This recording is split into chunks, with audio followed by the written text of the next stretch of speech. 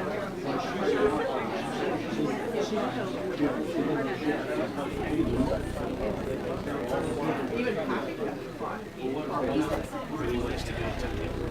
do you want me to go? Should I just sit there? Because we're not going to continue. Okay. We're already 7 minutes behind.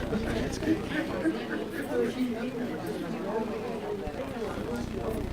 Thank you and welcome to the program. Thank you and welcome to the program. Good morning to you. One of the things that we are going to ask you to do is that we are going to ask you to turn off your cell phones. If you have a cell phone, not necessarily turn them off, but at least put them on silent. Okay? So put them on silent.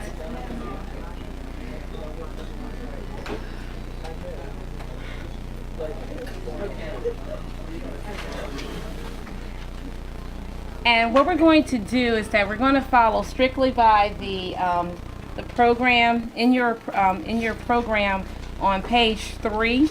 We're going to follow strictly by that. And the first thing that we have on the program is a welcome to the city of Coatesville from the city manager, Mr. Gary Rollins.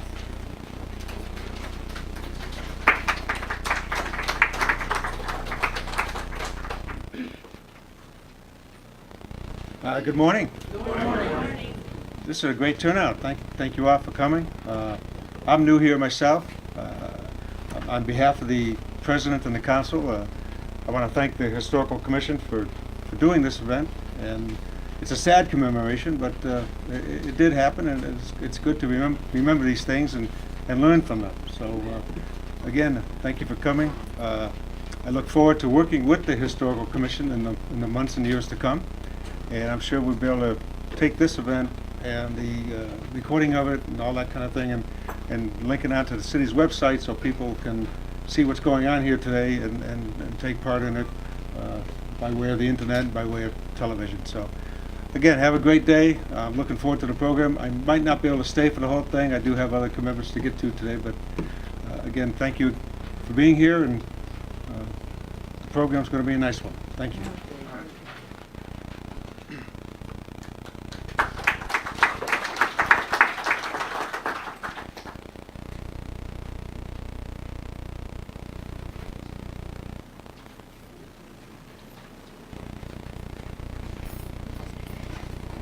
Thank you for those kind remarks. Welcome from the Coatesville Historical Commission. And I'm going to pause there for a second. And I'm going to say it again. Welcome from the Coatesville Historical Commission.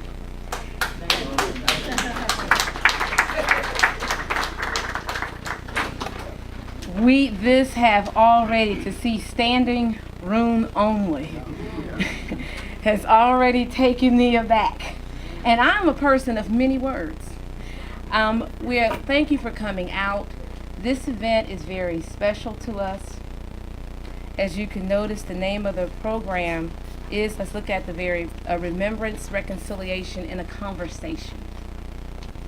And what we're going to do to start that conversation this morning is that we're going to have a showing of Let the Eagle Scream.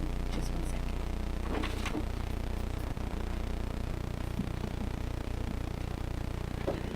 second. Lost it.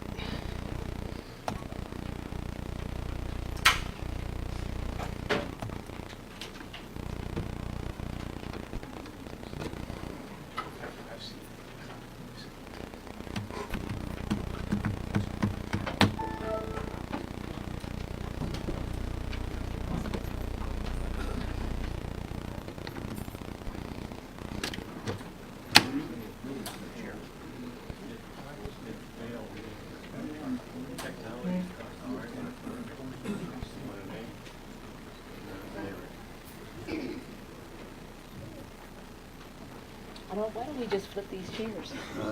It's fine. You know, a sky blue outfit. That was me. I had sky blue pants on.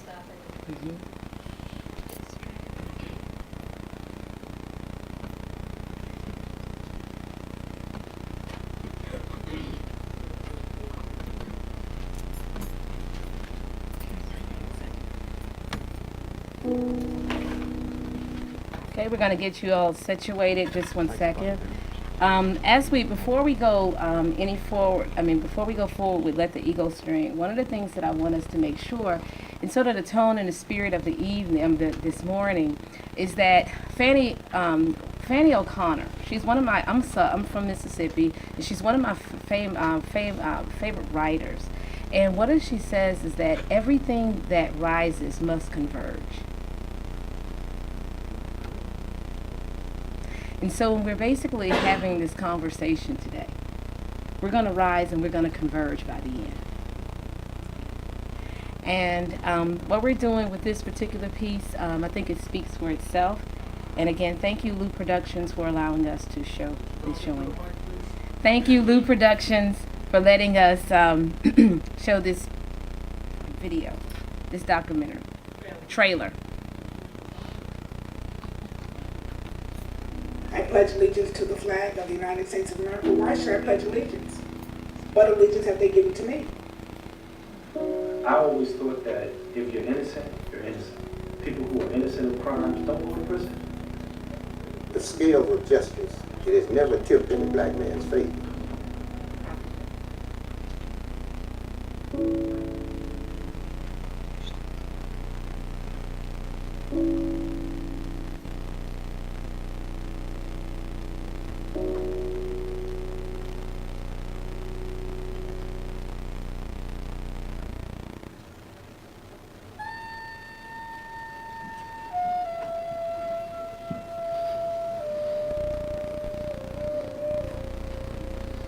April 19th, 1989, I guess it started off like any other day. Went to school, came home, changed out of my school outfit. I was going to Rice High School at the time. And I changed into, a sky blue outfit. That was me. I had sky blue pants on and a sky blue jacket on, and I was hanging out. So we went into the park. And people started horse playing, running up to people, trying to scare them. We started going deeper and deeper and deeper into the park. And the police came. And so most of us just ran off. Because you are accustomed to living in the ghetto, you know what unmarked police cars look like. And there were all of these unmarked police cars down in front of the building. And they said, oh, here's one of the guys we're looking for right now. Check my name on some list. And they asked Corey who he was. He said, I'm Corey Wise. They said, well, let's write his name down and take it down to the precinct anyway. His name wasn't even on the list. The group that became the Central Park Five were brought in and initially were charged with assault and harassment of people who were in the park. While they were being held, the report came in that a young white woman had been found in this area around here, and they thought that she was going to die. At that point, the thrust of the police investigation changed. They interrogated us for hours. And at some point in time, I remember falling asleep, And I woke up in such a way that I was fully awake, which was kind of strange. And I realized that I was fully awake because they were beating Corey up in the next room. And I actually heard him yelling, okay, I'll tell you. This is my first ring. I never did this before. This will be my last time doing it. This is my first experience. They were 14, 15, 16 years old. They had not had any prior contact with the police. They were held for, I think for 12, 13, 14 hours, not being able to be in contact with their family. Their family had come to see where they were, what was happening. The police kept telling them, don't worry, they're going to be released soon. But they were being questioned by veteran police detectives, 15 to 20 years on the force. That's when Steve stripped her clothes with a knife and everything. What the detectives did, they came into the room and said, look, Raymond, we know you didn't do it, but Yusef is next door. He's saying you did it, and I know you didn't do it. I know you're not that kind, but didn't Yusef do X, Y, and Z? In smack and he said, shut up, bitch, and kept smacking. How many times did he smack him? I think twice, 3 times. They put those words in his mouth, and they made him say whatever they wanted, yes. And he went along with it because I believe he think he was going. This was a situation where you have a police force that is moving by any means necessary to get whatever type of confession they need to make their case. They weren't really out there looking for guilty people. And unfortunately, our kids were the ones who were victimized by the system. It was almost like the 30s, 40s, 50s when the lynch mobs could just come and snatch you out of your house like they did in the Till and basically carry out their own sense of justice. You know, had this been that time, we probably would have all been hanging from trees in Central Park. They had a different form in 1989. They did it through the legal system, but it was no different in the sense that they ended up being convicted for something that they did not do. Once a black person is accused of attacking a white woman and of raping a white woman, then objectivity goes out the window. Just the allegation that anything involving a white woman were cooked. Again, the burden of upholding the best traditions of Anglo-Saxon civilization has fallen on the sturdy shoulders of the American Republic.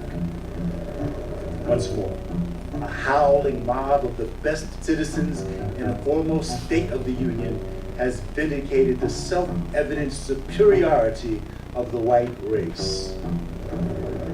Ah, the splendor of that Sunday night dance. The flames beat and curled against the moonlit sky. The church bells chimed.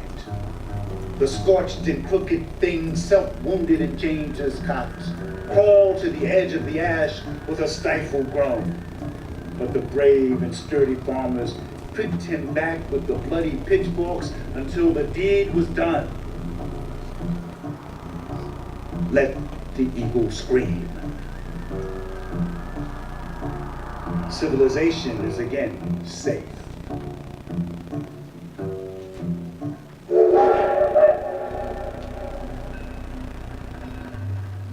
Just like the Central Park 5 case, modern-day lynching began with the injustice of 9 black teenagers on a Southern Railroad freight train in 1931, accused in the gang raping of 2 white girls that they had never even saw on the train.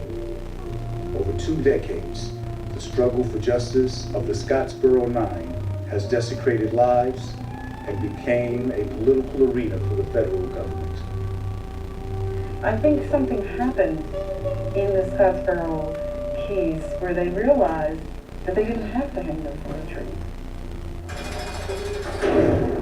And over the next several decades, the lynching tree was joined with the use of steel bars of injustice to victimize millions of black men in America. To the Central Park case, they never saw a woman. There was no evidence of them ever committing a rape. No fingerprints from the rocks, no fingerprints from the brick, no blood on their clothing. The semen doesn't match. The DNA tests come back negative. There's nothing that links these boys to the crime. They were able to convict them through the use of the media. There were 30 headlines within 1 month's time. Headlines screaming about these children being animals. I knew that Donald Trump had taken out full-page ads in some of New York's major newspapers calling for the reinstatement of the death penalty. People could sit home and watch the news to hear about the lynching and to know and to be sure that they were going to end up being convicted. You see, they wouldn't have to come out and fix their little picnic baskets to watch the lynching. They could just sit there and watch CNN or ABC TV.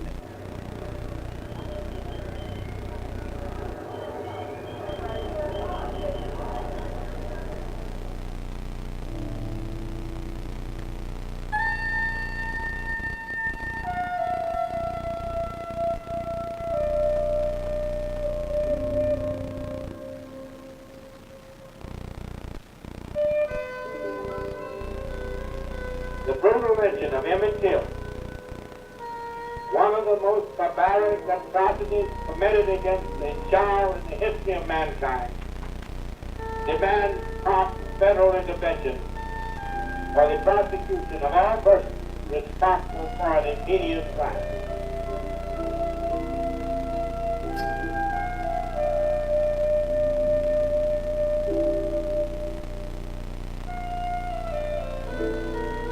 We call upon you, President of the United States, and your Congress to enact federal anti-lynch and anti-protest legislation immediately.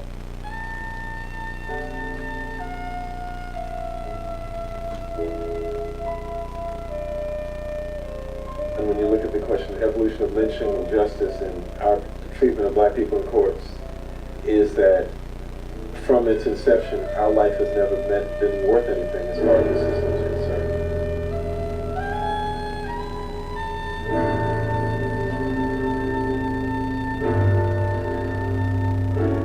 The night of the lynching, someone called from the post office and said to my grandfather, well, don't come through the courthouse square tonight. You might see something you don't want to see.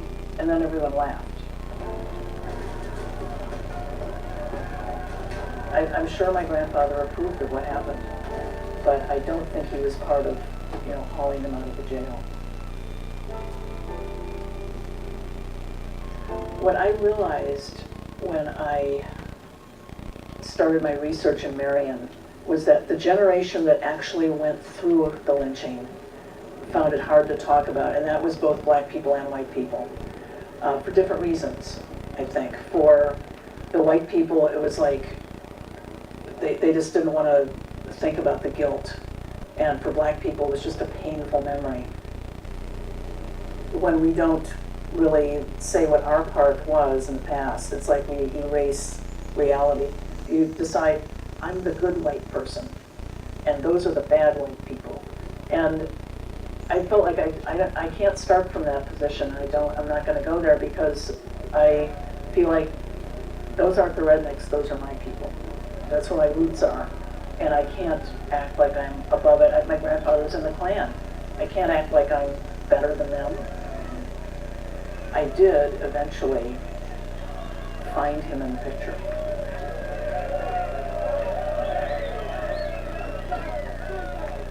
The problem is that the Negro in this country today stands for venereal disease, prostitution, the numbers racket, and crime. I get a feeling there's going to be a riot.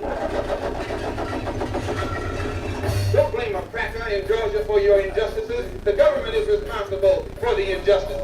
These 122 people got killed by the hands of the NYPD. You didn't hear about these people, but the NYPD had a killing fields, and it's going on right now. We got to stop it. The history of the civilization that you want me to imitate is a history of violence. No, it ain't no justice in Gina, Louisiana. And yesterday, folk riding around out their vehicle with ropes hanging out their car. Of bloodshed.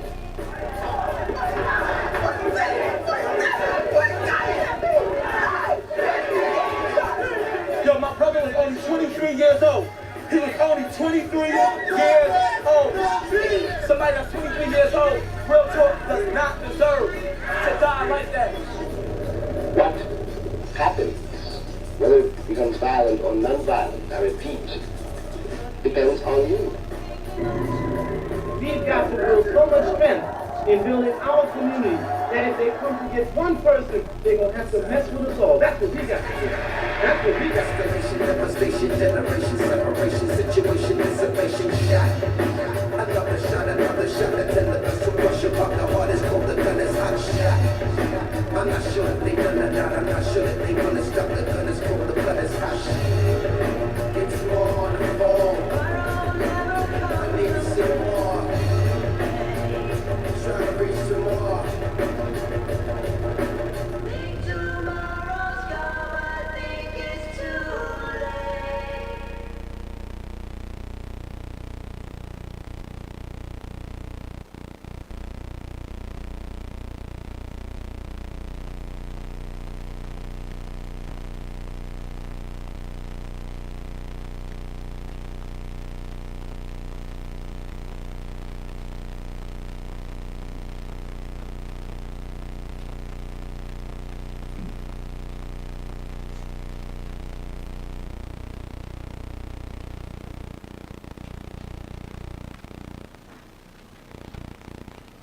There are many words that I can use to describe the trailer, but the one that I've chosen this morning is provocative. What we're going to do now is I'm going to introduce the other members of the Coatesville Historical Commission. I'm going to introduce the other members of the Coatesville Historical Commission. They are Mark Thornton, Jeff Deacon, and John Ross. Again, that's Jeff Deacon. He's getting the other members. John Ross and Mark. You're working? And Mark Thornton. Please, let's give them a round of applause.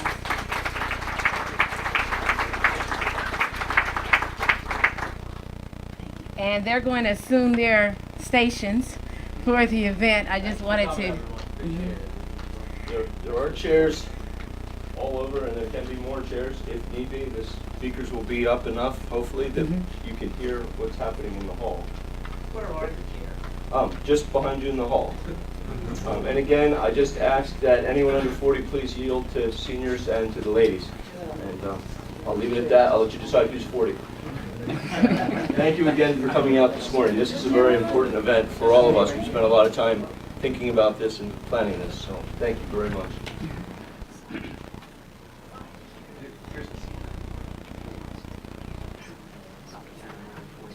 There are some seats right here, folks.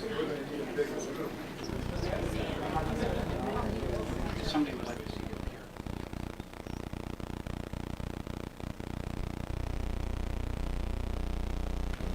here. Abraham Lincoln. At the top of your program, you have a quote by Abraham Lincoln. It was at his second inaugural address. But I'm going to share a story with you about one of my favorite stories of Abraham Lincoln. Abraham Lincoln, when he got ready to sign the Emancipation Proclamation, they asked him, they said, Mr. Lincoln, you know, he had basically been shaking hands all that day. And they said, Mr. Lincoln, it's time to sign the document. And he said, I have to wait. And they asked President Lincoln, why? Why do you have to wait? And he says, because I've been shaking hands all day. And when I sign that document, I don't want anyone to see my signature as shaky, because people will interpret that as meaning that I was actually unsure. You being here today is like Abraham Lincoln. This is a strong, strong signature that this event in Coatesville matters. What we're going to do next is we're going to go, again, according to the program, and we're going to have Dr. Dennis Downey. Dr. Dennis Downey, who will be available for book signing at the end of this program, wrote the book No Crooked Death. We have now Coatesville and the Lynching of Zachariah Walker. He's going to speak to us today about August 1911 and reconciliation and remembrance. Let's welcome him with a round of applause.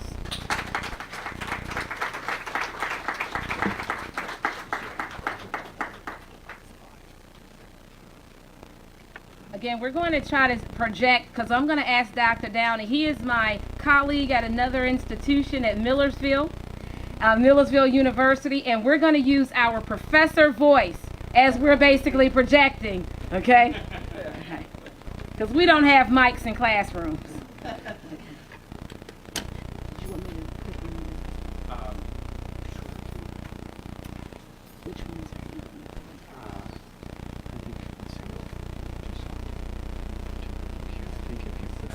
Starts with 6. Okay. Maybe that's 2 now. Just put up a couple on there as I talk. And a couple at one point. Well, good morning. Good morning. And if you want to use it, you can. Okay. I'm glad I have somebody here who's technologically savvy. It's telling me that this one. I did bring some images along, and as I talk for a few minutes, I'll periodically put up a photograph or two about Coatesville. And if not, I'll just talk. Which And is that's fine. what's going to be for right now. All right. Yeah, I'm going to come on out because I think that just going to give it about 10 seconds to see how this works. Okay. Perhaps.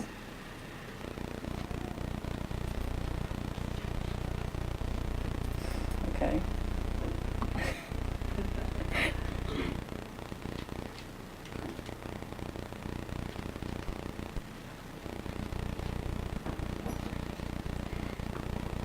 All right, what we're going to do is we're going to just go forward with the, we're going to go forward with your presentation.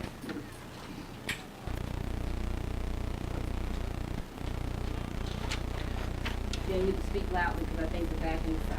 Thank you.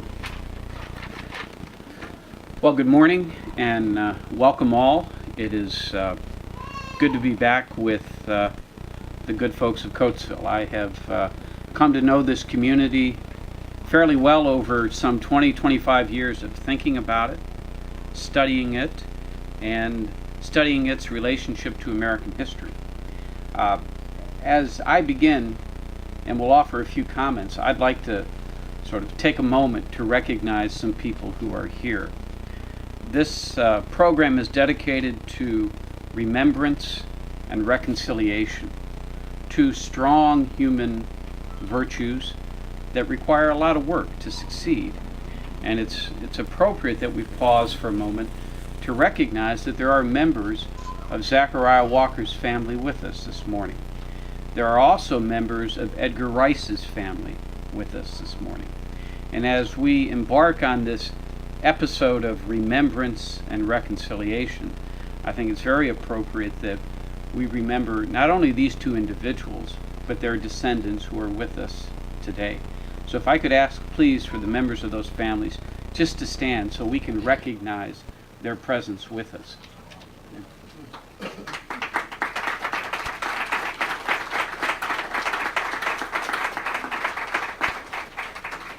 And there are many other folks who over the years have labored to remember and try to understand this story and its significance not only in Coatesville but also in Pennsylvania and American history. There are two people who were intimately involved in the effort to create a historical marker, which itself had its own controversies. And Robin Young and Sam Stretton are with us, and I think it's appropriate to recognize their presence here today. So thank you both.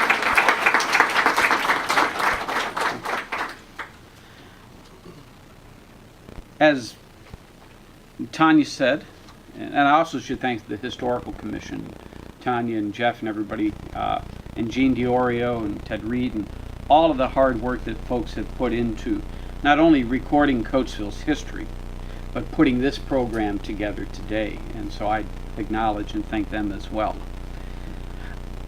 I'm a historian, and when I first got involved in this story, I was a younger man.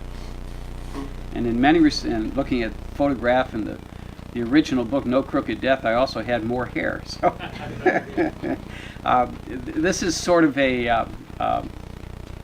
opportunity for me to remember not only this story, but all that went into writing No Crooked Death with my co-author, Skip Heiser. This story,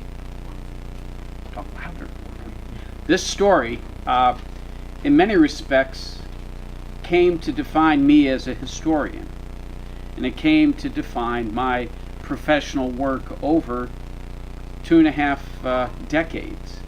I have moved away from the story of Edgar Rice and Zachariah Walker in my own historical writing and thinking and engagement, but I've never moved away from it.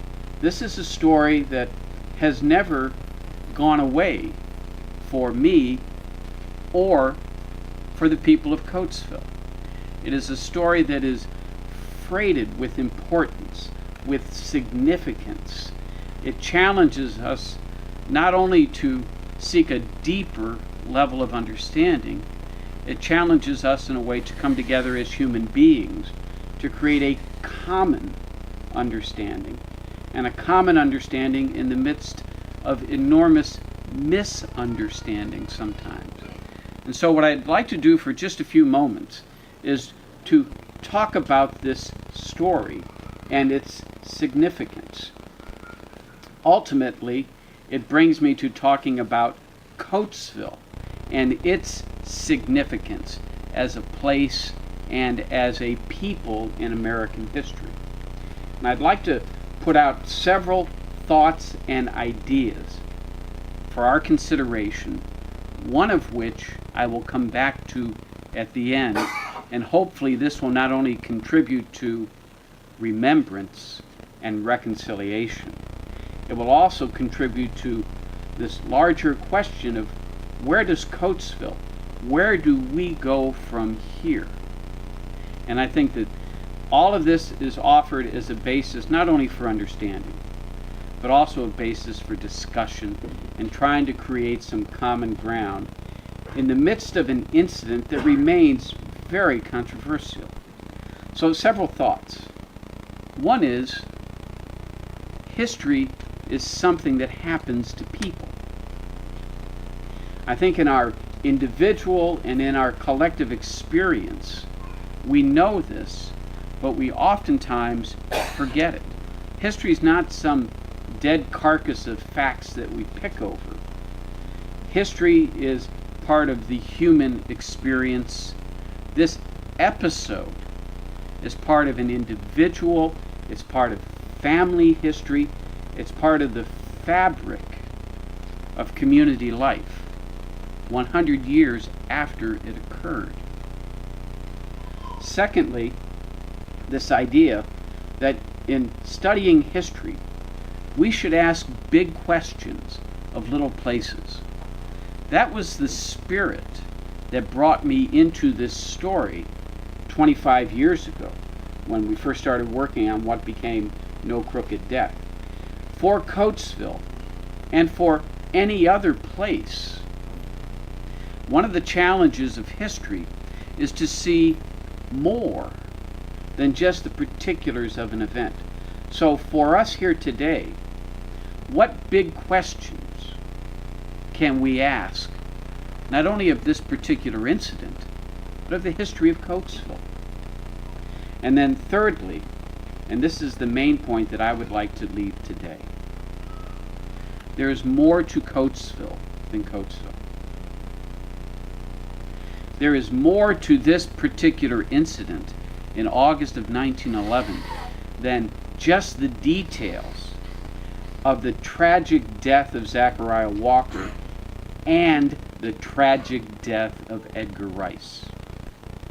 So how can we take tragedy and transform it into a deeper level of understanding that provides a basis for mutual respect, mutual reconciliation, and mutual progress? That's a huge challenge.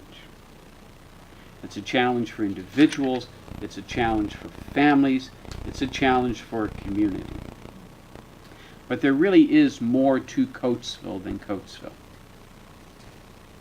Well, what of this incident?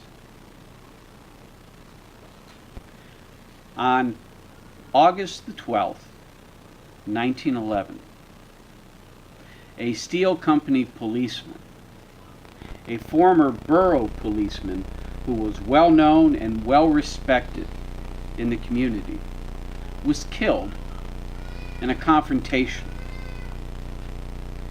24 hours later, another individual was killed. We should never let these two incidents negate each other. we should never diminish the levels of tragedy to serve some other agenda.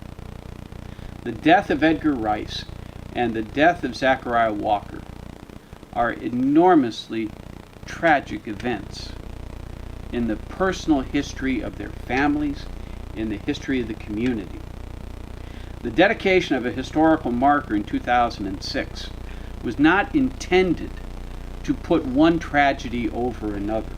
And I think if you look at the care and concern that people took in trying to get the language and the content of that marker, which became its own controversy, if you look at the care and concern to be inclusive and to be complete without dismissing either incident,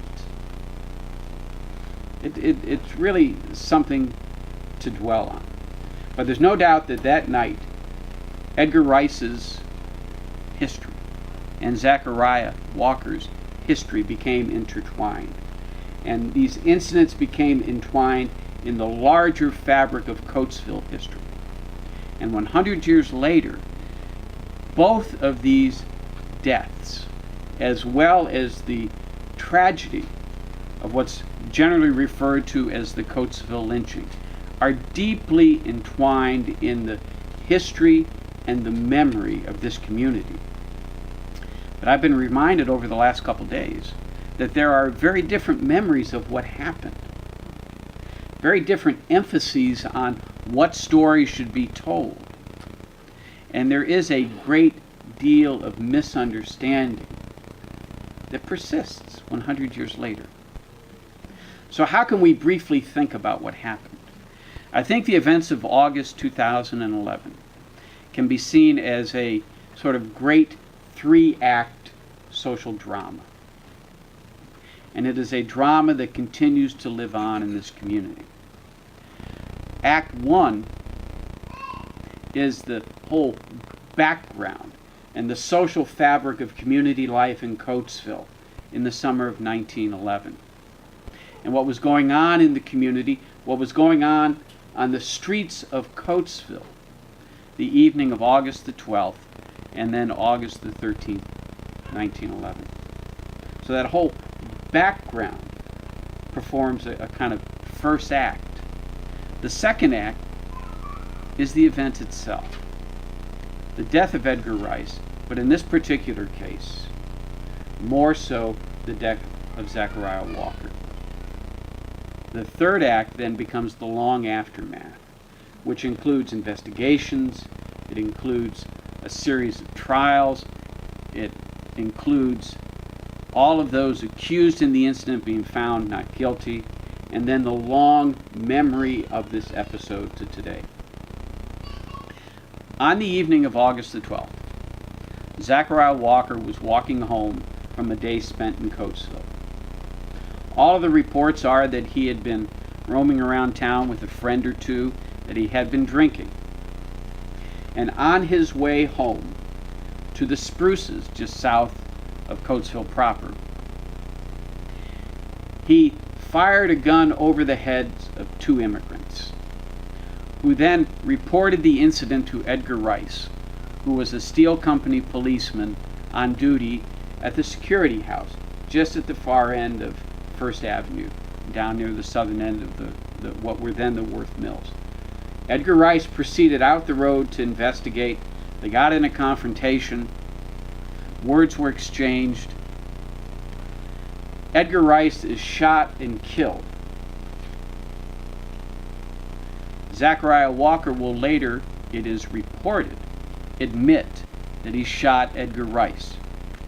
Edgar Rice stumbles back, he falls, and he dies. As word spreads throughout town that night, and it's a Saturday evening, August the 12th, search parties form even as Zachariah Walker takes off into the countryside. Now, who was Edgar Rice?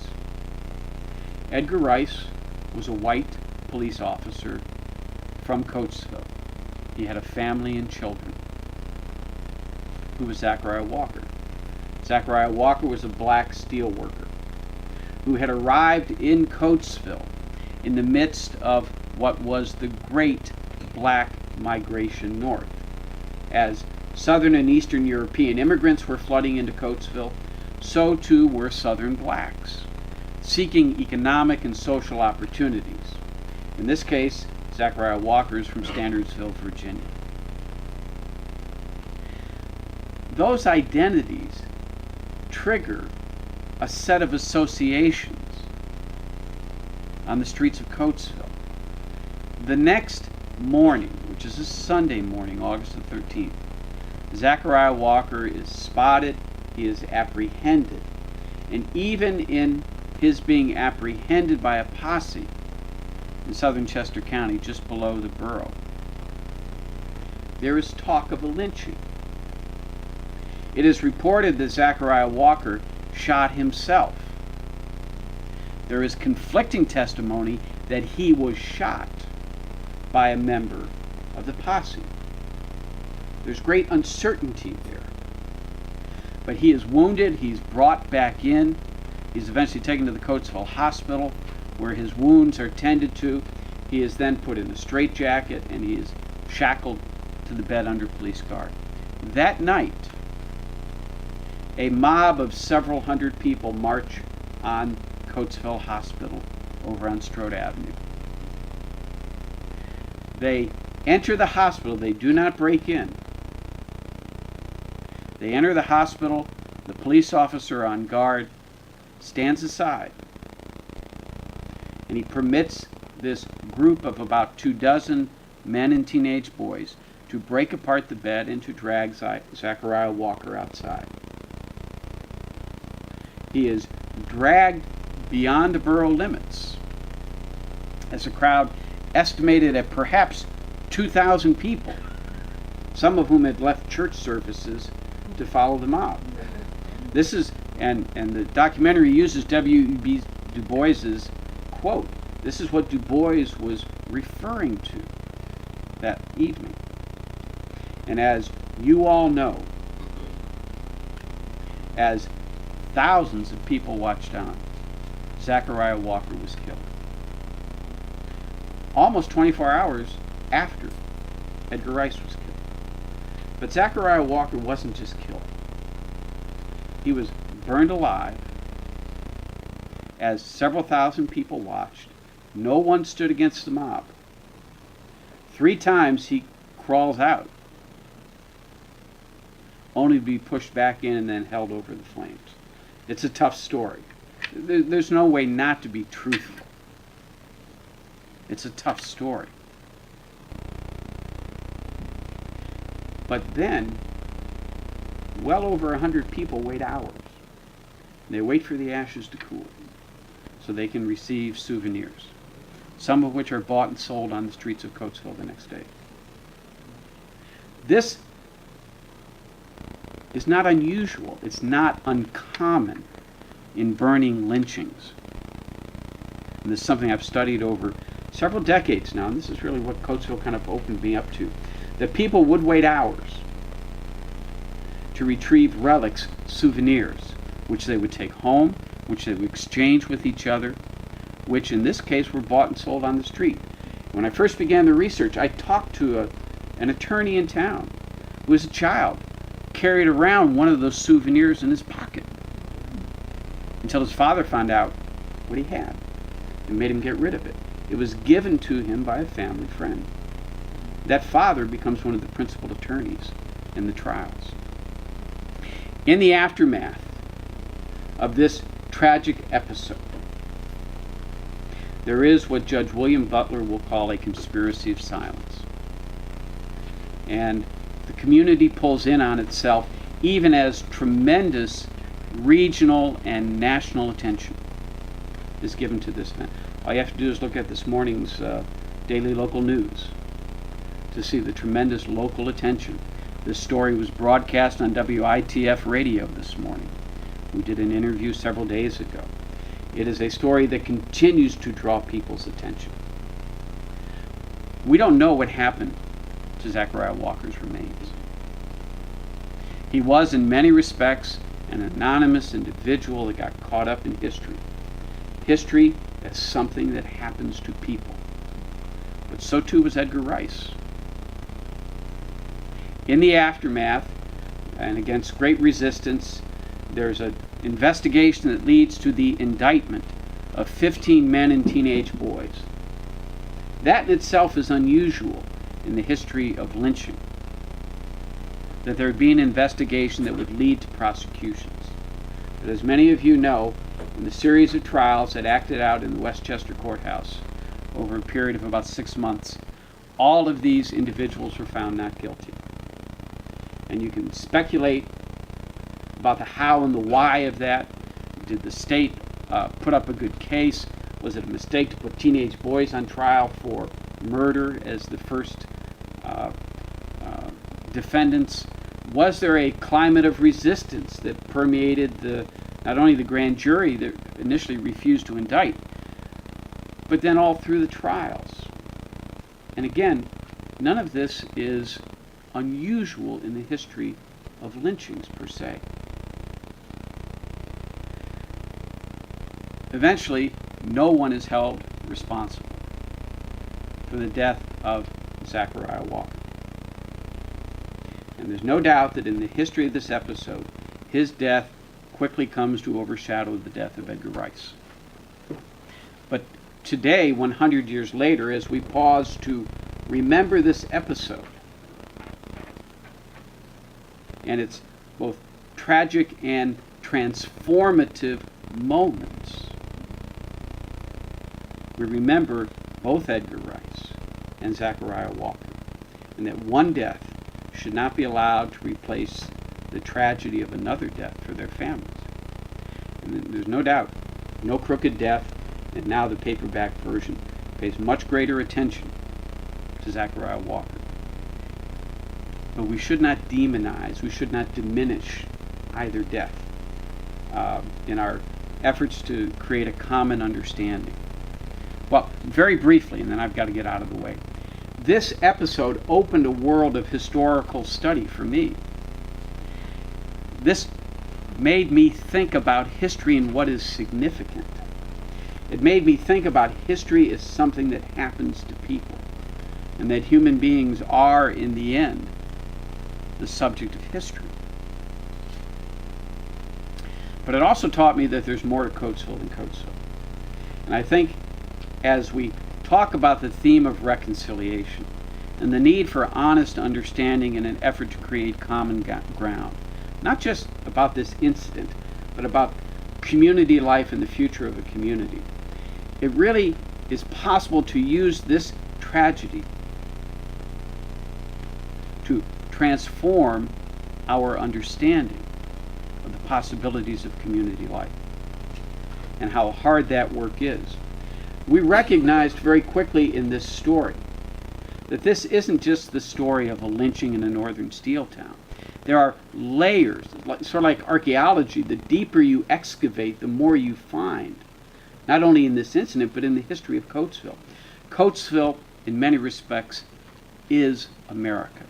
And this is something I've tried to share with the Historical Commission, that when you look at Coatesville, not only in August of 1911, but when you look at Coatesville's history over the next 100 years, you find a distinctively American story. It is the story of industrialization. Coatesville was a steel town. And the phenomenon of steel and the Industrial Revolution shaped this community and the possibility of common dreams for a very long time. And there is a great story, narrative of industrial history to tell. There is also the story of deindustrialization, what's happened to Coatesville and other industrial communities in the last 50 years. And that is central to our understanding of American history. It's the story of urbanization and commercial growth, but ultimately, it is the story of its people. No Crooked Death, and now the paperback version, was written out of a sense of respect for a place and its peoples. Coatesville and the Industrial Urban Revolution acted as a magnet, drawing thousands of people. You all are the descendants of these folks who are looking for a better economic and a better social life. Thousands of Southern and East European immigrants, over time, thousands of Southern blacks, in successive waves of migration. Whether we realize it or not, the fabric of community life in America and in Coatesville is a multicultural fabric. It is a tapestry of peoples and cultures and identities that oftentimes are at odds with each other, but still share common dreams and common ambitions and common needs. And in that sense, I think history and the history of this story can help us see beyond our individual interests and to use history to shape common interests going forward. Coatesville has a great story to tell. This is a tragic moment in that story. One of the things that this story taught me is you can't just teach history as progress. It can't just be the story of things getting better, but you can be more complete. So Coatesville gives us a window. This tragic incident gives us a window to a much broader fabric of American history, then and now. It's deep, complex, controversial, it's tough. But out of that, I think there are the possibilities to create new understanding, to create new relationships, and to do the hard work of what Dr. King called creating the beloved community. It's not easy, but that's one of the reasons I study history. It helps me better understand what it means to be human. And I think for the good folks of Coatesville, for the Historical Commission, as for America, as we think about the anniversary of another tragedy next month, and you all have artifacts from 9/11 right here on your yard. Tragedy can be, if not redemptive, it can be transformative if people come together. And I think the spirit of this program today is to try to help that project along. But it's never ending, and it takes hard work. But I think that we can take the events of August 1911 and use them in creative ways, can use history not only to create better understandings, but also create the possibilities of a different future. Certainly for Edgar Rice and for Zachariah Walker, I believe that's a worthy enterprise. And I'm sure we will have all kinds of discussion to follow, and I think that's where the best ideas come from. But history is something that happens to people, and then, as now, history provides moments of understanding, and there is more to Coatesville than Coatesville. Thank you very much. I think we'll have questions after Kennedy. Yeah, and I was hoping that questions would come.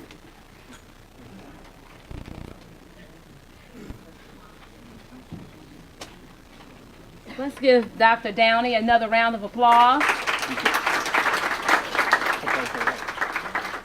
We're going to hold out the question and answers to the end of the program because we're going to try to respect your time and basically end at the time that we say that we were, okay? What we're going to do now is segue into the next segment, and that's going to be a conversation with the Honorable James C. Kennedy Sr. And before we do that, we're basically going to have a selection from John McDonnell and Friends.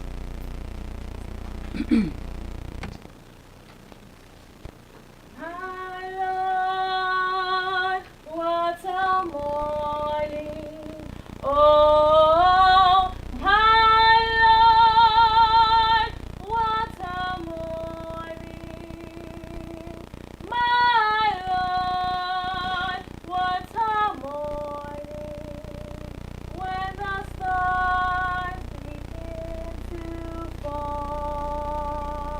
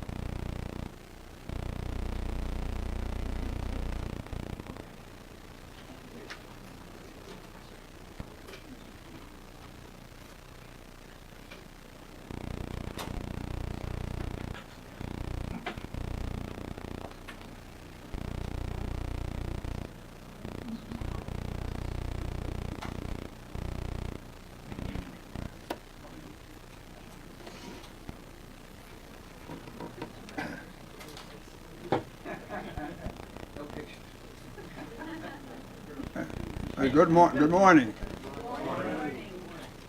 First, giving honor to God and to the ministers here that are assembled, and to Luke and Steele and all of you. I don't want to talk about the lynching of Zachariah Walker, because if I would say anything, it would be all hearsay, because I wasn't born till 1917, and he was lynched in 1911. But I do know some men that came from Standardsville, Virginia, where Zachariah Walker came from, by the name of Herman Fields and John Fields, who was the first cousin of my mother. They were born where Zachariah Walker was born. And they saw Zachariah Walker when he was being dragged up through Bernardtown, taken back on the hill to be lynched. But I said, what I would say would be hearsay, what they was telling me. And they said that Zachariah Walker had a gun, and I'm told that the fellow that slept with Zachariah Walker, that he never had a gun. But that's all hearsay. But these were the first cousins of my mother, John Fields and Herman Fields. They knew Zachariah Walker before he came to Coatesville. But I didn't. I didn't come here. I was born here in 1917. I'll be 94 years of age this coming October the 7th.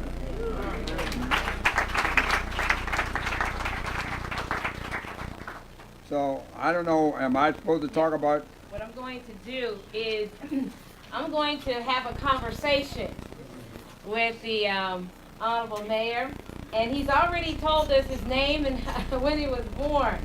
What I'm going to do is go by a series of questions.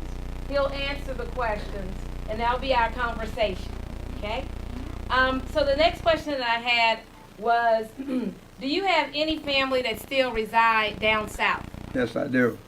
Could you tell us where?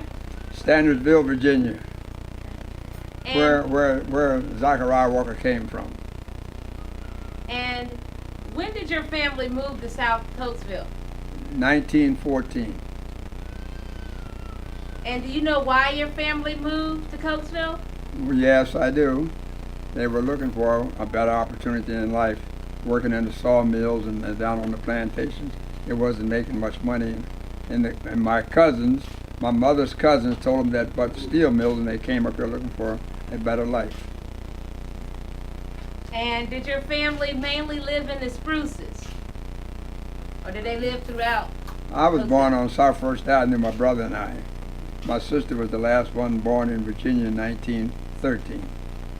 So I was born in 1917. My brother was born in 1915 on South First Avenue. How was it like growing up in Coatesville? Well, let me say, it was discrimination in Coatesville. When I was in the 7th grade at the Midville schools, we would go to the YMCA once a year in the city of Coatesville. And it was a white and a black school. I mean, white children and black went to school together. But we went to the YMCA one day a year. We wasn't allowed, the blacks wasn't allowed in the pool. Now, we had white children, we were all going to school together. We wasn't allowed in the pool. We had to stand up there and look. So it was discrimination in Coatesville. So and back when I was going to school. So it's been discrimination for a long time. So that's why I don't agree with a whole lot of the things that's written in the book about Zachariah Walker. Now it was told me by my relatives. But Coatesville has been a discrimination in the steel works, in the steel mills, and in all the other industries. Men, when you first went in Lucas, you worked in the scrap hole, or that was your job, or on the shears. And we had a lot of men, you had to put a belt on you with shoes and push those plates around. And those men would be ruptured instead of pushing steel around. It's different now.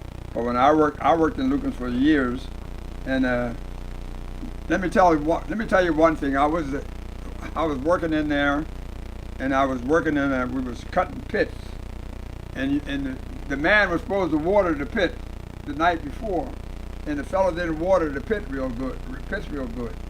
And when we cut the first bit of slag off, it was red hot. I mean, it was red hot still. If you ever been in the mill, Jerry, you know what I'm talking about. And I went in there to throw a brick out, and it's red hot steel, and my bags caught on fire, and I came out. Excuse my language. And the man told me, he says, you just went in. I told him I'd just come out too. And it was so hot. It was just so hot in there. I mean, it was unhuman. So that was some of the experiences I had. But I mean, I was a fellow that, if I didn't like a thing, I spoke up, and I still do the same thing. I guess I talk too much sometimes. But the only thing about it, if I think I'm right, I heard him give a description of history. I thought history is written records of things that happened in the past. So I lived here, like you said, all my life, and a lot of things went on that I didn't think it was right. And when I thought about it, I spoke against it. I couldn't help it who it hurt.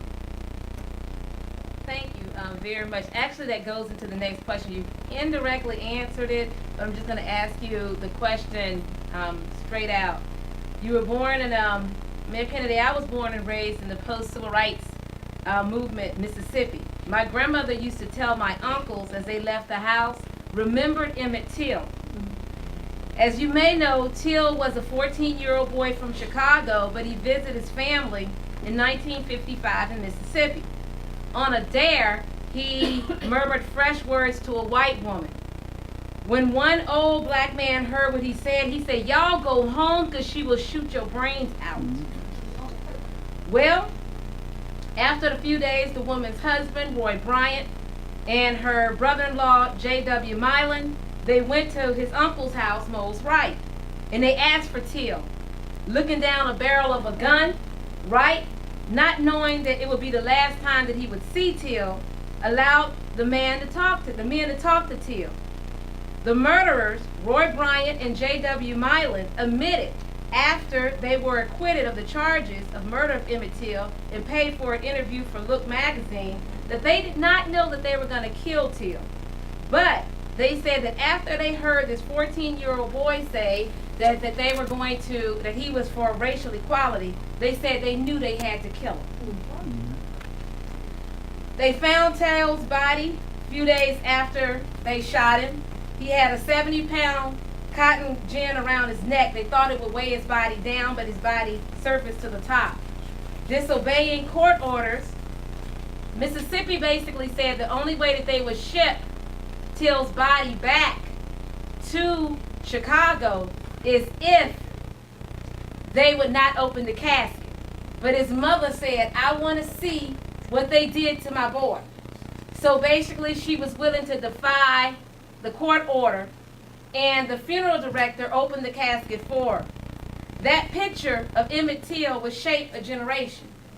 And it indirectly, even though it happened in 55, and again, I was born in 1971, my grandmother, as my uncles would leave the house, she would say, remember Emmett Till.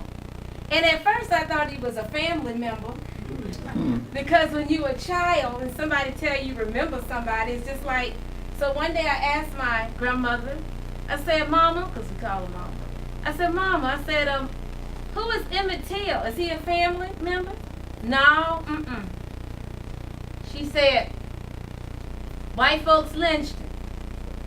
I did not know what lynch meant. But at 6 years old, I knew it wasn't good. Because I saw her face. Her face told me, it wasn't good. So I said, so is he dead? She said, yes. I said, well, why do you want them to remember a dead boy? And then she said, his mama couldn't even recognize me. If it wasn't for the ring on his finger, she wouldn't have recognized him. And I said, but Mama, why do you want them to remember a dead boy? And she said, because I don't want them to forget the craziness of some white folks. That conversation would shape a master's thesis and a dissertation. And what you basically said about the book, like my family brought up Till. How did your family discuss Zachariah Walker? Because you said you were born afterwards, but yet and still you knew the story. How did your family, how did the conversations even emerge or come up for you to know that name? Zachariah Walker, that is. My people knew Zachariah Walker before he came to Coatesville. And but they didn't hear about the lynching, my father and mother, until they came to Coatesville. They didn't know, they knew about him. And Herman Fields and John Fields was a man about the same age as Zachariah Walker. And they said he never owned a gun. They roomed with him. Said the man never had a gun. Now I don't want to go into the story, but I was told that he took the cop's gun. He didn't have a gun, not of his own. So, you were born, how old were you in 1938? 21, 10 years and 7 days.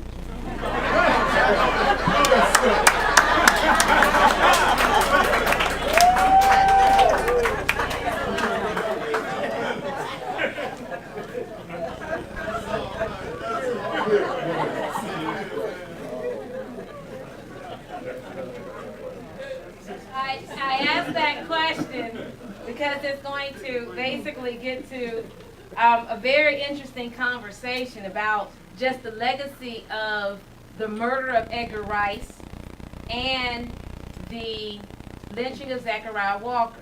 Because these two men are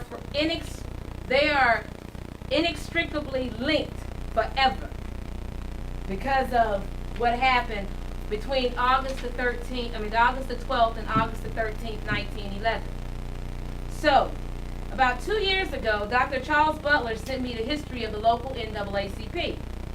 I was shocked to learn that from my research area, lynching, that one of the reasons that the local NAACP, the Coatesville NAACP, was started. From the history, there was an attempt to lynch a black man in Coatesville in 1938. Can you share what you know about this incident? How did you receive the news that a possible lynching was going to occur? And how did you hear about it? How did you hear about what you heard? On the day that I heard about the lynching, we got a call at Mr. Howard's store. He had a phone, and that was going to be a lynching. That was by Mr. Walker, who was a policeman in East End. And he said, get ready, we're not going to have another lynching. So my job was, or what I did, was to go around and tell everybody that in the South Coastal and the Spruces, they're going to try to lynch a man, and there will be no more lynchings in Coatesville. If it do, somebody's going to die tonight. So I went around, knocked on doors, told people what was going on, what was about to happen. I was hunting. I was a hunter. I'd go hunt rabbits and squirrels. So I had I had shells. So I got my brother, Sam Taylor, was my brother-in-law. Lemmy Rokins is a friend of mine. It was 9 of us got together. We had an old 31 Chandler, and we loaded this Chandler up. We all had shotguns, rifles, and went up to 3rd Avenue. It says now, if somebody tonight, if they bring out this man to lynch, somebody's going to die. But we were ready to die. We went up there and we laid. It was a signboard up there, and we laid. 9 of us laid up under the signboard with our guns pointed right at the jailhouse. We didn't know what they were going to do, but we was ready to die. We were ready. We said there's not going to be a lynching tonight. And here's a story. We had a lady from South Coatesville, from the Spruces, and she had a butcher knife. And a lady was walking around, a white lady, and she was crying. So she said, "Oh, I hope nothing don't happen." And this lady was upset. The colored lady. And she had this butcher knife. The lady was crying, but she was trying to, you know how you cry. She said, "Stop, don't stifle." If you sniffle, I'll cut your head off. I mean, we were excited. We said there's not going to be a lynching and we're going to die tonight. So our parents, when it happened back then, they didn't move. But that time we said we were going to fight. But nothing happened that night. I guess if something had happened, I'd have been dead. But we were ready. We said there's no more lynching in Coatesville. And when we stood up, nothing happened. Well, I mean, you don't have to necessarily give us the names, but what was the incident that sparked this possible lynching in 1938? What had happened? What was the story behind what could have happened? I mean, what was the cause? Well, I didn't want to call the man's name, but yeah, everybody knows it. But what they said, he was messing with a white girl. That's what it was. Same thing. I know the girl, but I said he was messing with a white girl, and they're going to lynch him. But we said there will be no more lynching in Coatesville. Now, how did you feel about participating in the event? I mean, in many ways, basically, I call it black agency. How did you feel about participating, or as you would say, guarding the jail in 1938? And now that you reflect upon it years later, how do you feel about the role that you played that night? Well, truthfully, I felt good about it, because I felt good about it because if they had tried to lynch somebody or had brought him out and tried to lynch him, we were poised with our guns pointed at the at the jailhouse, and I was going to shoot. I guess I'd have been dead too, but I wanted to kill somebody. I said I'm going to take somebody with me. Now, in part of that story, I heard that it was basically a diverse response to not only did African Americans respond to the incident, but there were also there was also, I think, a white store owner or officer who also responded like, no, we're not going to have the lynching. Oh yeah, we had white people respond. There would be no lynching in Coatesville. We had people from Harrisburg, from Westchester, from Philadelphia coming from everywhere, from York, Pennsylvania. They're coming in and said there's going to be no more lynching. So they asked the question. Out of that, we can draw peace out of turmoil, because there was white people hollering they didn't want lynching in Coatesville. So it was not only blacks, but it was whites. As I told you about this lady who was walking down the street crying, I hope nothing happens tonight. She was crying, and this lady from South Coatesville who had the knife, she was just so angry, she told the lady, don't sniffle. And the poor lady, I felt sorry for the lady because she wanted to cry, and she told her, don't sniffle. Now, if you sniffle, I'll cut your head off. But I mean, I was just angry. But see, peace can come out of confusion. And so that, if you read the scriptures, I mean, that happens. Peace can come out of confusion. Coatesville is a better place today than it was, say, 50 years ago. Well, thank you very much for answering our questions, and give them a round of applause.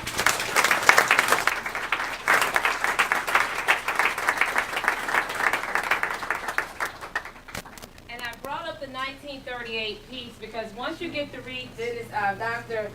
Downey's book, Coatesville and the Lynching of Zachariah Walker, what you will find is that the National Association for the Advancement of Colored People benefited greatly. And let me give you sort of the backdrop to that, okay? When Zachariah Walker was lynched in Coatesville, the NAACP, the National Association for the Advancement of Colored People, was a fledgling organization. It was only 2 years old.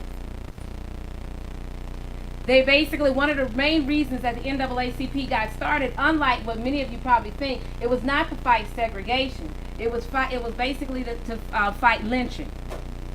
Because they saw lynching as the embodiment of everything that they stood against and what was infringing upon their citizenship. And so this organization that was only 2 years old, they heard about what happened in Coatesville. As Downey says in his book, they invested roughly about $2,500. And they basically had a storefront. The number's right, $2,500. They had a storefront. And what they did was they put up a storefront and they got testimony from people who would come in and eat. Right here in Coatesville, they set up shop. And basically that testimony that was used, to that information that was gathered, it would basically be used at the trial against the accusers of Zachariah Walker. Now, why is that important? I told you that the organization was barely making. And let me tell you where Coatesville matters. Because it was from Coatesville, Pennsylvania, that the National Association for the Advancement of Colored People would learn how they should investigate lynchings. What strategy they should use. How should they investigate and get information? How should they lobby to legislators? So this incident had national and international repercussions. And it helped this fledgling organization. The NAACP, again, looking at the story of Zachariah Walker, would, in essence, benefit from what happened. Now, why is that important? Here's an organization that came here in 1911, because what happens, they set up shop, and they also sent a person to the trial, the witness to trials, and he said that he felt that the prosecution tried to do the best job possible. And that's what he reported to the NAACP. But it's very interesting, because the incident or the revolt or the agency that Mayor Kennedy just described that dealt with a possible lynching, that possible lynching led to the formation of the branch of the NAACP here in Coatesville. So you have, on the first end, Coatesville benefited the NAACP by showing how it can handle a lynching situation. And again, what they learned in Coatesville, they would use nationally. And in turn, when the incident happened in 1938, and they met in the basement of Bethel AME Church, they said, we need a national organization that can help us fight for civil rights. So here you have this symbiotic relationship between Coatesville and the National Association for the Advancement of Colored People. And what we also see is the story, when we look at this particular incident, it's no way, again, the stories of Edgar Rice, Zachariah Walker in 1938 are all together. And they had national and international repercussions. So this town in Coatesville, which now currently has roughly 13,000 folks, played a major role in the history of the United States.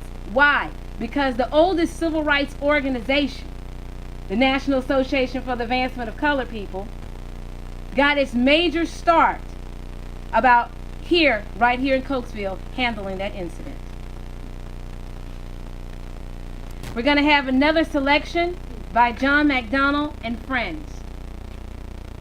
Let's give Mayor Kennedy a round of applause.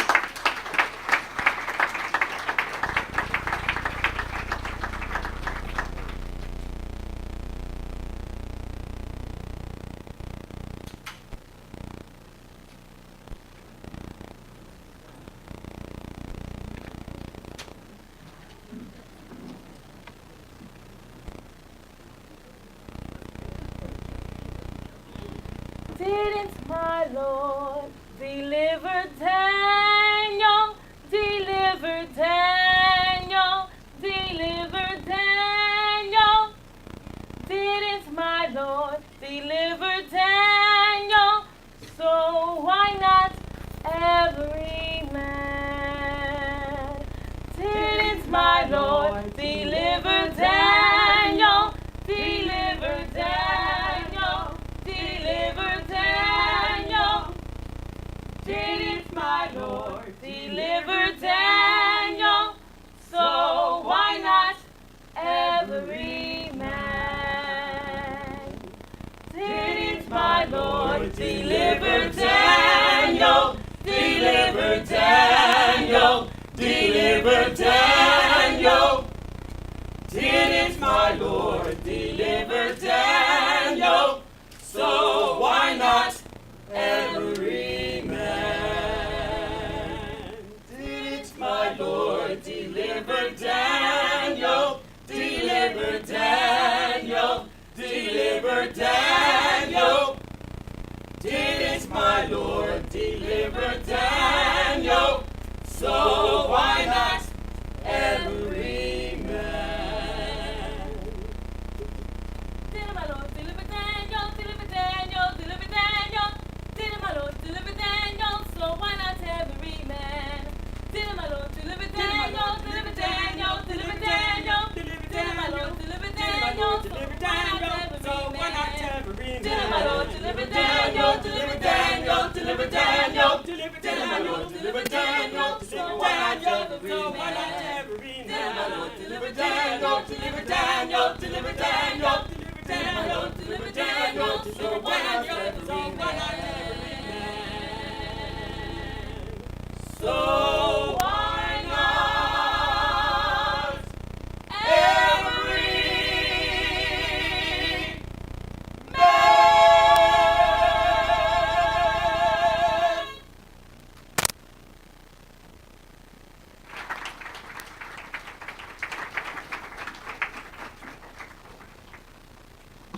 We're now going to move forward with our panel discussion. Now what happens is I gave the panelists a question ahead of time. And I'm going to ask Reverend Lillian Battle to come back in because she is on the panel. Lily Battle. She's also in the choir. And would you come up and just stand for me? And one of the pieces that you'll have in your program is that I asked the panelists to look at the word reconcile.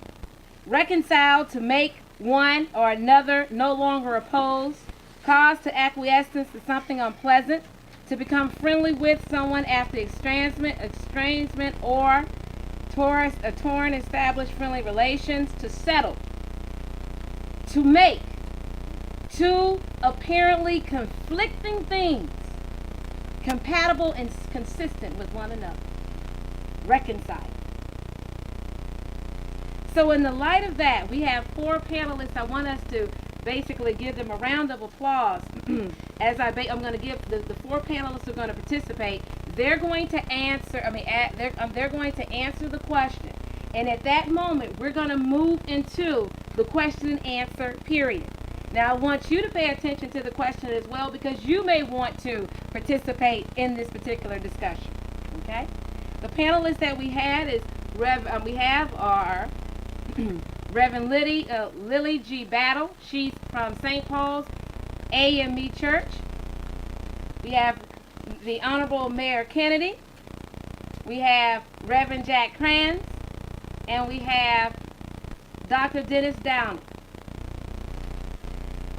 In your program, you can basically see, because they got a special thanks for them participating. And let me just tell you, the moment that I asked each one of these folks, would you participate on this panel? Not one of them hesitated. I think that deserves a round of applause. Because for the most part, it takes courage to come into a situation to deal with reconciliation. There were several pieces. I went on a tour. I did a civil rights tour for our Genocide of Westchester University's Genocide and Holocaust program, and I just got back on this past Monday. And when you travel throughout the South, they have to reconcile many incidents. When we sort of look at, our tour, we left Philadelphia, went to Atlanta, Kingsburg. We went to Birmingham, and now you have 4 little girls' deaths who have to be reconciled. Then we went to Selma, when basically we had the Voting Rights Act of 1965, and they had to go across the the Edmund Pettus Bridge, and we know that there were hoses, there were dogs, and tear gas, and basically helping helping African Americans once they got to Montgomery. And Martin Luther King gave to me one of his best speeches. What happens is that they were traveling back, and the white woman by the name she was a mother of 5 from Detroit. She was so moved to come down and help people in Montgomery that she ended up, some people saw that she was they said that she was a nigger lover because she was transporting black people. And her name is Viola Ruelas, she would basically die. And we believe that she's the only white woman who died in the civil rights movement. But she was ran off the road. The car, a man came by, a group of men came by, Klansmen. They shot up in the car, and she died. You have to reconcile a lot of memories. When we went to Montgomery, the same place that Rosa Parks was got on the bus, I don't know if you know this, but that was a slave market. The very location, the market is here. Rosa Parks got on the bus here. Martin Luther King's home was bombed when he was in Montgomery. You have to reconcile a lot of memories. Then we went to Tuskegee Institute, where a man by the name, an educator by the name of Booker T. Washington, he had to create an institution in a state that did not equitably fund black institutions, and in a state that was about, I guess, in the top 5 for lynchings, Alabama. And he made that institution thrive because he was able to reconcile. And actually, that's what in one of his famous speeches says, we can work together as separate as 5 fingers, but together as one hand. Reconcile. And I share that because, in essence, I come from a region where people have to reconcile. When you look around and you see symbols, you go over bridges, you see flags, you must reconcile in order to survive and to thrive. And you must coexist. So in many ways, that's what we're talking about today, remembrance and reconciliation. So in light of all that we discussed today, here is the question for the panelists. What suggestions do you have to help Coatesville reconcile the murder of Rice,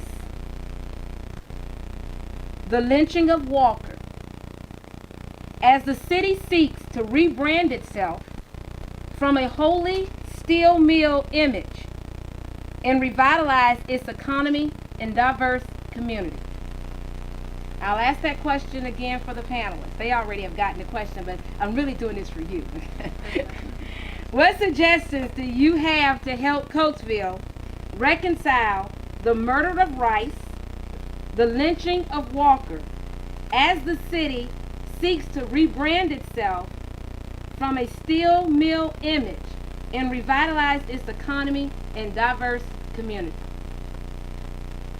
And again, after they answer, we're going to open up the question and answer session, okay? So whoever may want to go first. And these question and answers, you can ask them any questions at that moment. Well, I think this. Then, can I remain seated? All right. I think things have happened in the past, and I think we should profit from the past. These things that have happened, and the point of it is, if you love God, I go to church, and I think that I'm willing to forgive and forget. Things happened in the past.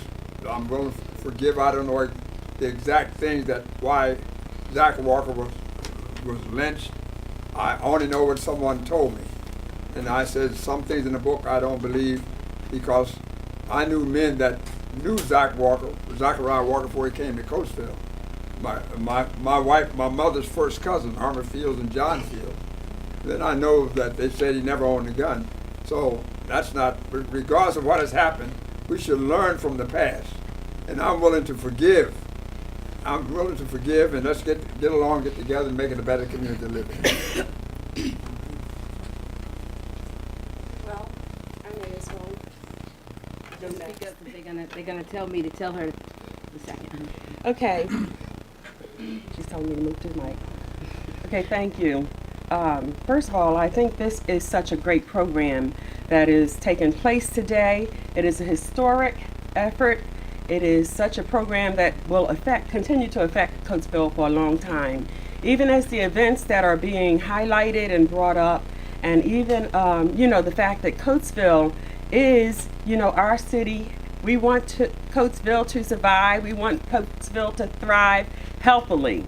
So the thing about it is that whenever there's something that's unhealthy, we set about a motion to make it healthy. Whenever there's something that we see has gone astray or that is not right, we set about to right that. So the question being, what can Coatesville possibly do now? That so many lives have been affected and so many people, have experienced, the devastation that went along with these events. What can we do now?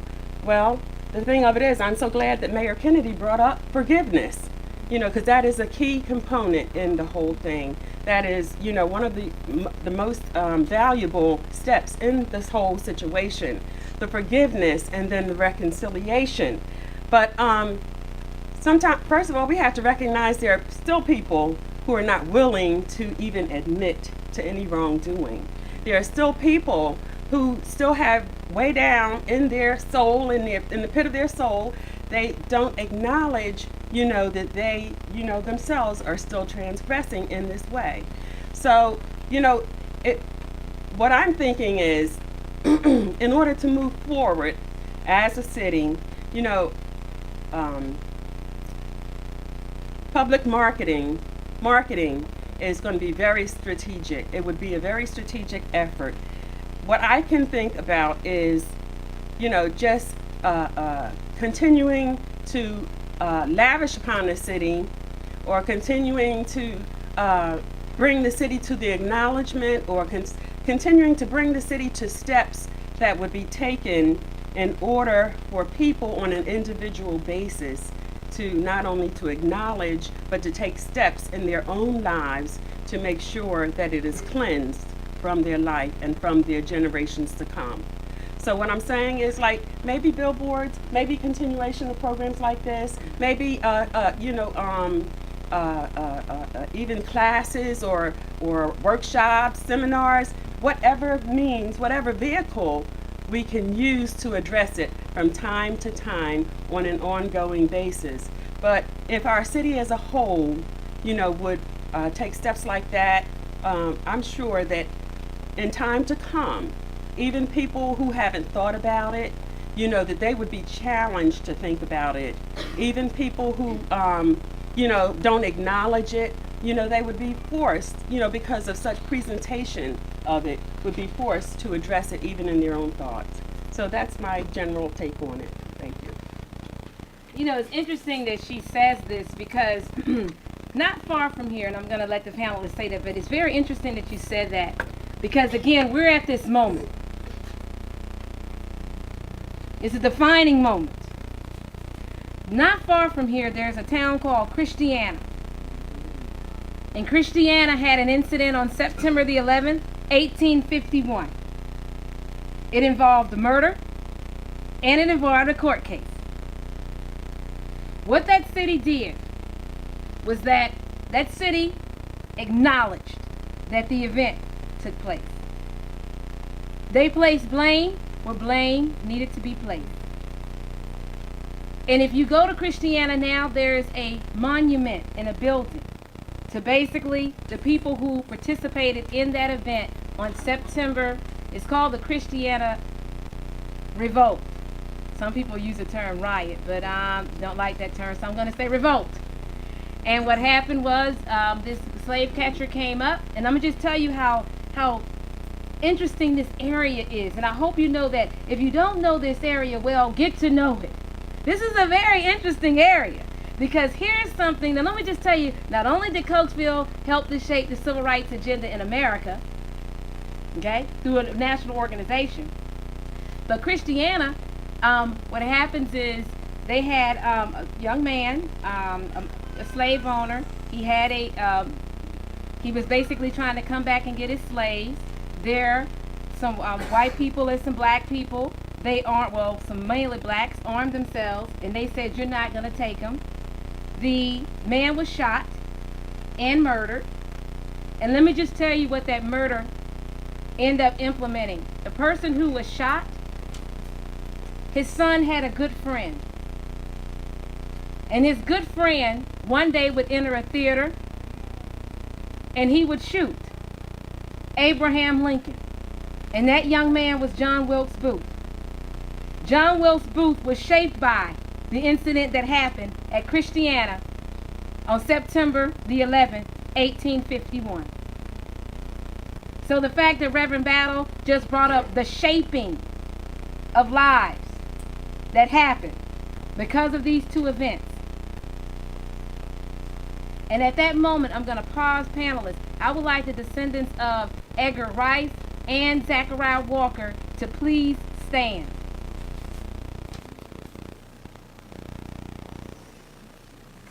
Let's give them a round of applause.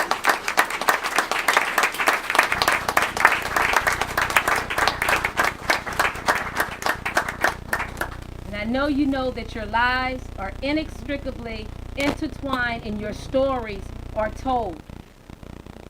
When they are told, they have to be told in unison, just like the choir singing. Thank you. Now we're going to go to the next panelist. Change places with her. Okay.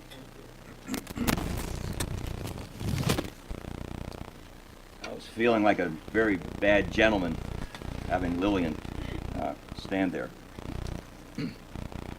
Tanya, thank you. And I'm here only because of a providential meeting at the park on 9th Avenue, Palmer Park, in the East End, a few weeks ago, because of a great gathering down there for children and celebration there. And Tanya came, and just in that opportunity I met her, and she extended an invitation. I want to just share a few things, and Jack Kranz, and hopefully not a stranger here. I'm hated by some and loved by others. Believe me, I am. And I appreciate, you must be a preacher because you used 4 R's, at least 3 R's. But there's one that I want to add. You mentioned reconcile. Reconciliation is never displayed more wonderfully than in Scripture. And it doesn't matter whether you're Jewish or Christian, whether you're a Muslim, no matter what. And I know in this room are embodiments of all of that perhaps this morning. Again, reconciliation really starts when we see ourselves as we ought to in the presence of God. And I don't think any one of us in this room today, unless we deny a living God, would want to argue anything less than God is so holy, so merciful, and so gracious that I don't know about you, I'll speak for me. I say it all the time, and I told my wife if she wants to put it on my grave, she's welcome to do it. She probably won't. But listen to these words, not because I said them, but it's what I deep down inside believe. I've worked in our prison since 1973. I came to Coatesville when I was 9 years old. My daddy brought me here. He was the Christian education director in Dan Williams Church at 5th Avenue and Lincoln Highway, First Baptist. It hurts me to not see you on the corner, but to see First Baptist gone from that corner. Those kinds of things ache my heart. But I thank the Lord that when I was 9, I basically had left an all-white Christian school in Willow Grove, Pennsylvania. Not because it was all white, it was just that way. And I moved to Coatesville and went to Terry. And so I thank God for growing up in Terry's school, particularly in the late 50s and the 60s. When, as a little boy, young boy, I would go home and watch the civil rights movements in Watts, and we'd watch the Hoses, and we'd watch the Martin Luther Kings, and we'd watch the Bobby and Jackie Kennedys, and And so in 8th grade at Gordon, we were all alerted that afternoon in November that our president was slain. Mr. Downey was my teacher in the 8th grade. But I found love with Coatesville. I found love with its people. I can still remember yesterday as I stopped in at Donnie Lawrence's memorial. I remember running on the Scott Gymnasium floor with him on Saturday mornings back in the late 50s and 60s. And probably many of you who are older than me and younger than me remember scrapping around on that old gymnasium floor on Saturday mornings, black and white, just tumbling and wrestling, and the good guys got to play basketball and the rest of us wrestled and fought. But I thank the Lord for that, because I really found love with Coatesville and its people very young in my life, and I thank the Lord that He brought me there. But back to the first point. After working in jail all my life, and I've met so many wonderful people in there. They get younger and younger and more female, more moms and dads and grandpas. But I will honestly say, and I say this not to be dramatic, but it's the truth, anyone who understands a holy God should be able to say with me, I have never met a man, woman, or boy who needed Jesus or needed a Savior or needed grace more than me. I never have, I never will. And so I stand before you first as one who had to understand reconciliation with God about my own sin. And so I appreciate even the word redemption. But reconcile came to me one time, not only at the cross, but when I think of reconcile, it's also a very human term. I think God puts power to it, where He puts meaning to it, He puts hope in it that none of us have in our own selves. But this issue of reconcile, when I was a kid, we used to have a gesture. It was kind of fun. Maybe some of you guys in the class of 1968 remember it. I'm going to get your chin. That was kind of a nice way of saying, I want to fight you. We'd tease sometimes. But I remember a few years ago, I had an enemy, a guy that didn't like me very much, and that old concept came back to me. And I said to him, I want to take a walk with you in a quiet place. I'm going to leave my phone at home. And for some reason, I know that you don't care about me and you don't like me. But I want to give you my chin for as long as you want it. You can have it. You can have my chin. And I didn't want him to beat me up. But I wanted him to level with me everything about me that he was having a problem with. And he did. For about 3 hours. For 3 hours, I heard that man tell me why he didn't like me. And I listened and listened and listened. Some of it was ridiculous stuff. Some of it was misunderstood. But you know what? I learned so much in that experience. And today I can honestly tell you, we are co-workers. We love each other. And we both look back at that day as a change of relationship. So I would say this, generally speaking, it's very practical in this city. Give yourself a heart before God that's willing to say, if there's something that people don't like about me, I care about that, and I want to know what it is. Because that's part of reconciliation. It means you're willing to pay the price for the relationship. You want it that bad. Rebranding. I appreciate that title you used. How can Coatesville's name be changed? I think it's impossible without hearts being changed. And only God can change hearts. Can it be revitalized? The whole nation's asking that question on Capitol Hill. Is anybody's bank account going to look good 5 years from now? Even Wall Street's. It could all disappear. There's an R that was left out, not because Tanya left it out, because I know her heart believes in it.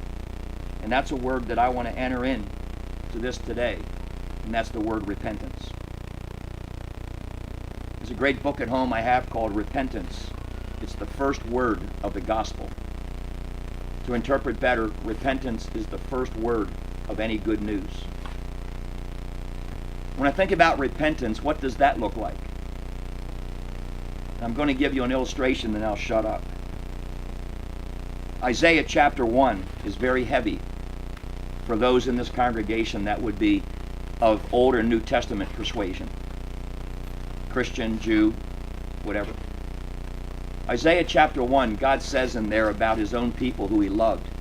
He says, you are sick from the head all the way down to the toe.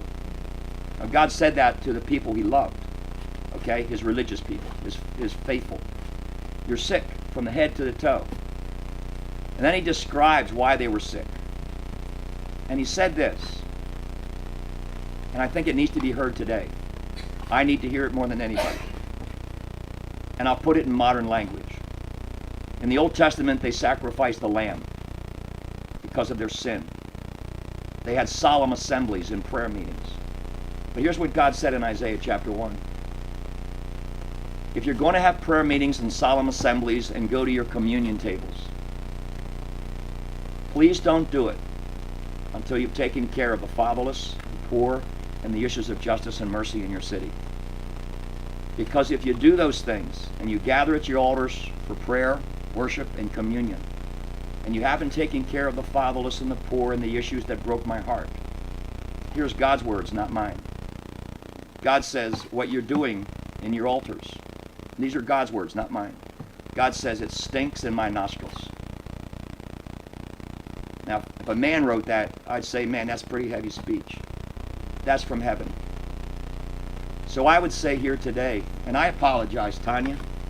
Those of you that know me know I've spent a lot of my life, my family's life in this city. We continue to do it. My youngest boy's 30. He's on his way to New York with a lot of Coatesville's kids today for Young Life. They're all African-American young people. Kids that are at my camp, most of the time, are from both sides of what used to be the highway. Now they're on every side. But I can say this. If there's any hope for Coatesville, and I believe this, we need to weep before God individually and really say, God, if I don't repent, it doesn't matter to me whether you're black or white. I mean, I'm asking God for a man in the White House, whether he's black, white, Hispanic, no matter what he is, who has a broken heart before God over this nation. And my quite frank opinion is, unless we get to that place, it's over. It's over. Only God can rename, only God can revive, only God can restore, and it will never happen if there's no repentance. What does that look like? I guess it means before we go to the altar and the communion table tomorrow, if we do, we better settle these issues and show it in behavior on every side of our street. And I thank God that I'm in Coatesville, because I think the world could watch this city for such a time as this. This is an opportunity. Thank you.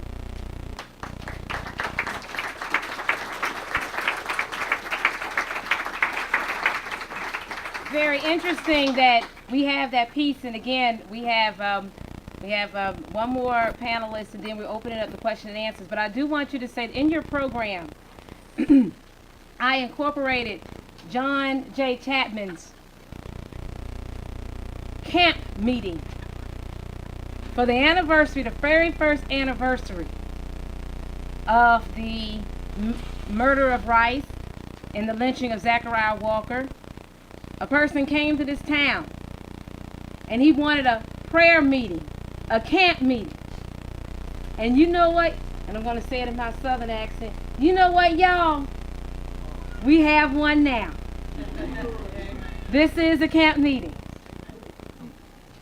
And now our last panelist before the question and answer is my colleague, and I'm going to tell you, a wonderful human being, Dennis Downey.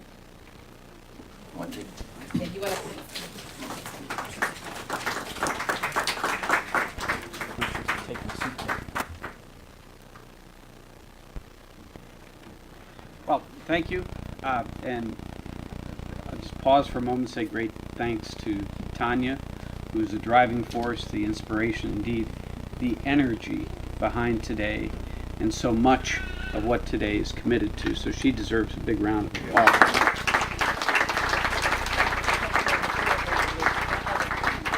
And as I said before, not only Tanya, but the entire Coatesville Historical Commission and many folks who have brought us to this moment. You know, somebody told me once that your entire life is preparation for the moment that you are in. And everything you have done, everything that you are, leads to this moment. I'm not sure I have the eloquence or the insight to match what the other panelists said, but let me just share a couple quick thoughts and hopefully get out of the way. Reconciliation, stated another way, is to reconcile. And so it is to go back, to go forward in a sense. I'm not a minister. I try to be a religious person. And there is a moment in the Bible, it comes from John right after the resurrection, in which Jesus encounters Thomas, and Thomas encounters Jesus. And they've known each other all their adult lives, but Thomas does not recognize his friend. And what Jesus says to him is, until you touch my woundedness, you will not know me. I have a son with disabilities named Thomas, so this means a lot to me. But unless we can reach that moment when we can touch our woundedness, we cannot see each other anew. And in that moment, Thomas not only sees his friend anew, but he sees himself anew. That, to me, is the spirit of reconciliation.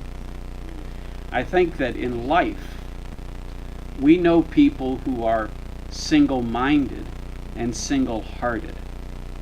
And we know folks who are open to others. I think the challenge for individuals, for families, for a community is to move from single-mindedness to community, to otherness. And I think community is based on the proposition of common unity. How can we overcome our single-mindedness, our single-heartedness, and recover a sense of community? That's a challenge in our individual lives. It's a challenge in the life of every community. And I think in Coatesville, as elsewhere, and this is part of that American story, the challenge is to overcome our individualness and to find or reclaim or to reconcile what we have in common. Tragedy can be the inspiration. History can be the inspiration for finding common ground. But it's not easy, and we shouldn't fool ourselves. But I think that if there is good and informed leadership, if the churches, the civic organizations, if the various corporate interests, if the community comes together and dedicates itself to that kind of transformation, which is really at the heart of the gospel, it's at the heart of Dr. King's vision, and I think it's at the heart of what it should mean to be an American.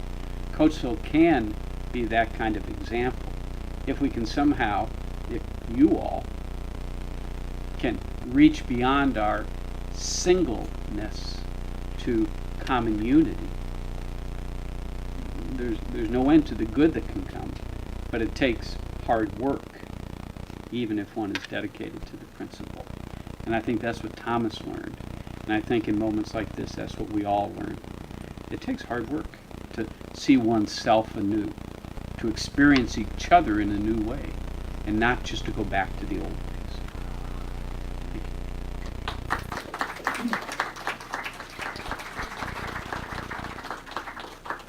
Well, I tell you, like I said, we had a camp meeting, and I know now that Coatesville is in the process. We have reconciled. We are reconciling, rather. Now, what I'm going to do at this moment is I'm going to, before we move forward, I would like for pastors to stand who are in the audience. If you feel free, please stand and be acknowledged. Please stand. Because you're taking this message back, hopefully, to your congregations in some shape, form, or fashion. So please stand. Now raise your hand.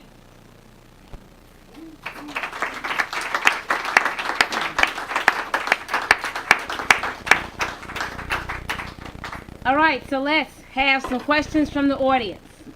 What we're going to do is that we still have roughly about 18 minutes before we go into the book signing phase of this program.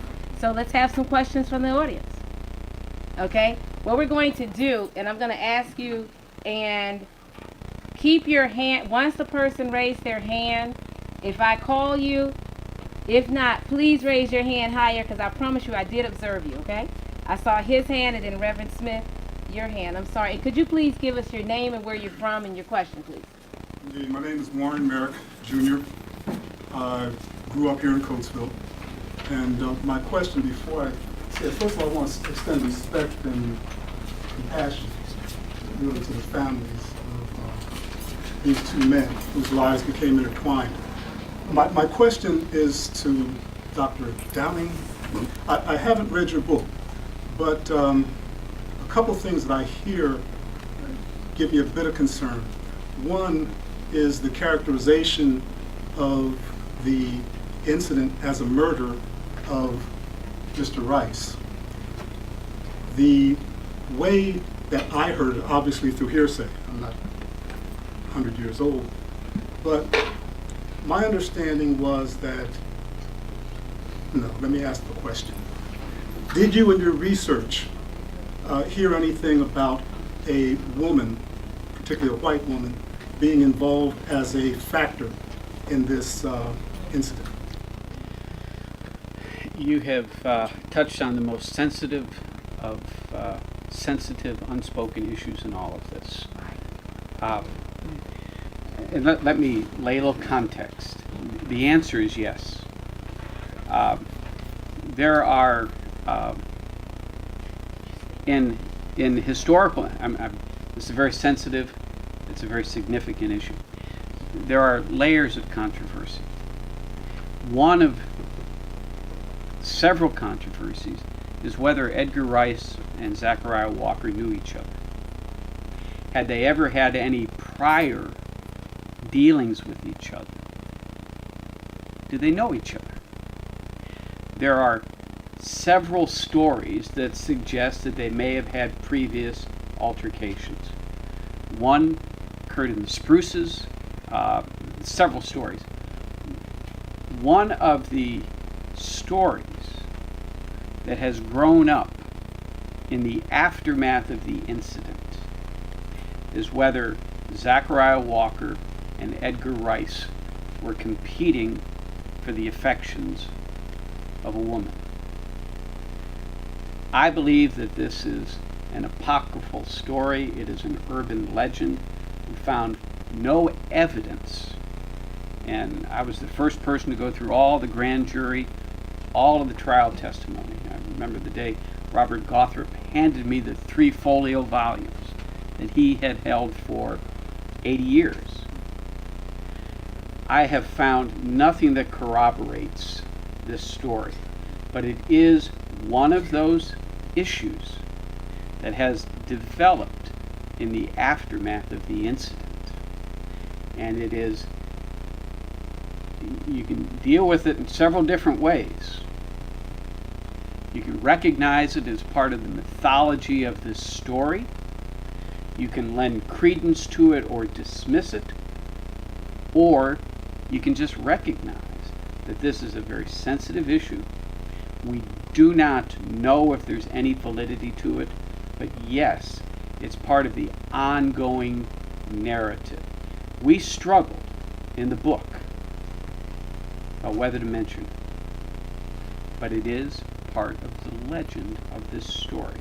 But I know of no evidence to substantiate it. Does that help? Well, yes, just in terms of the second part of that, again, perhaps hearsay, but a lot of times in the oral tradition, there is considerable fact. It's not always written. It's not always, how shall we say, documentable. Right. But my understanding of how the event transpired, or at least the confrontation, was that it wasn't my understanding that Zach Walker had a gun.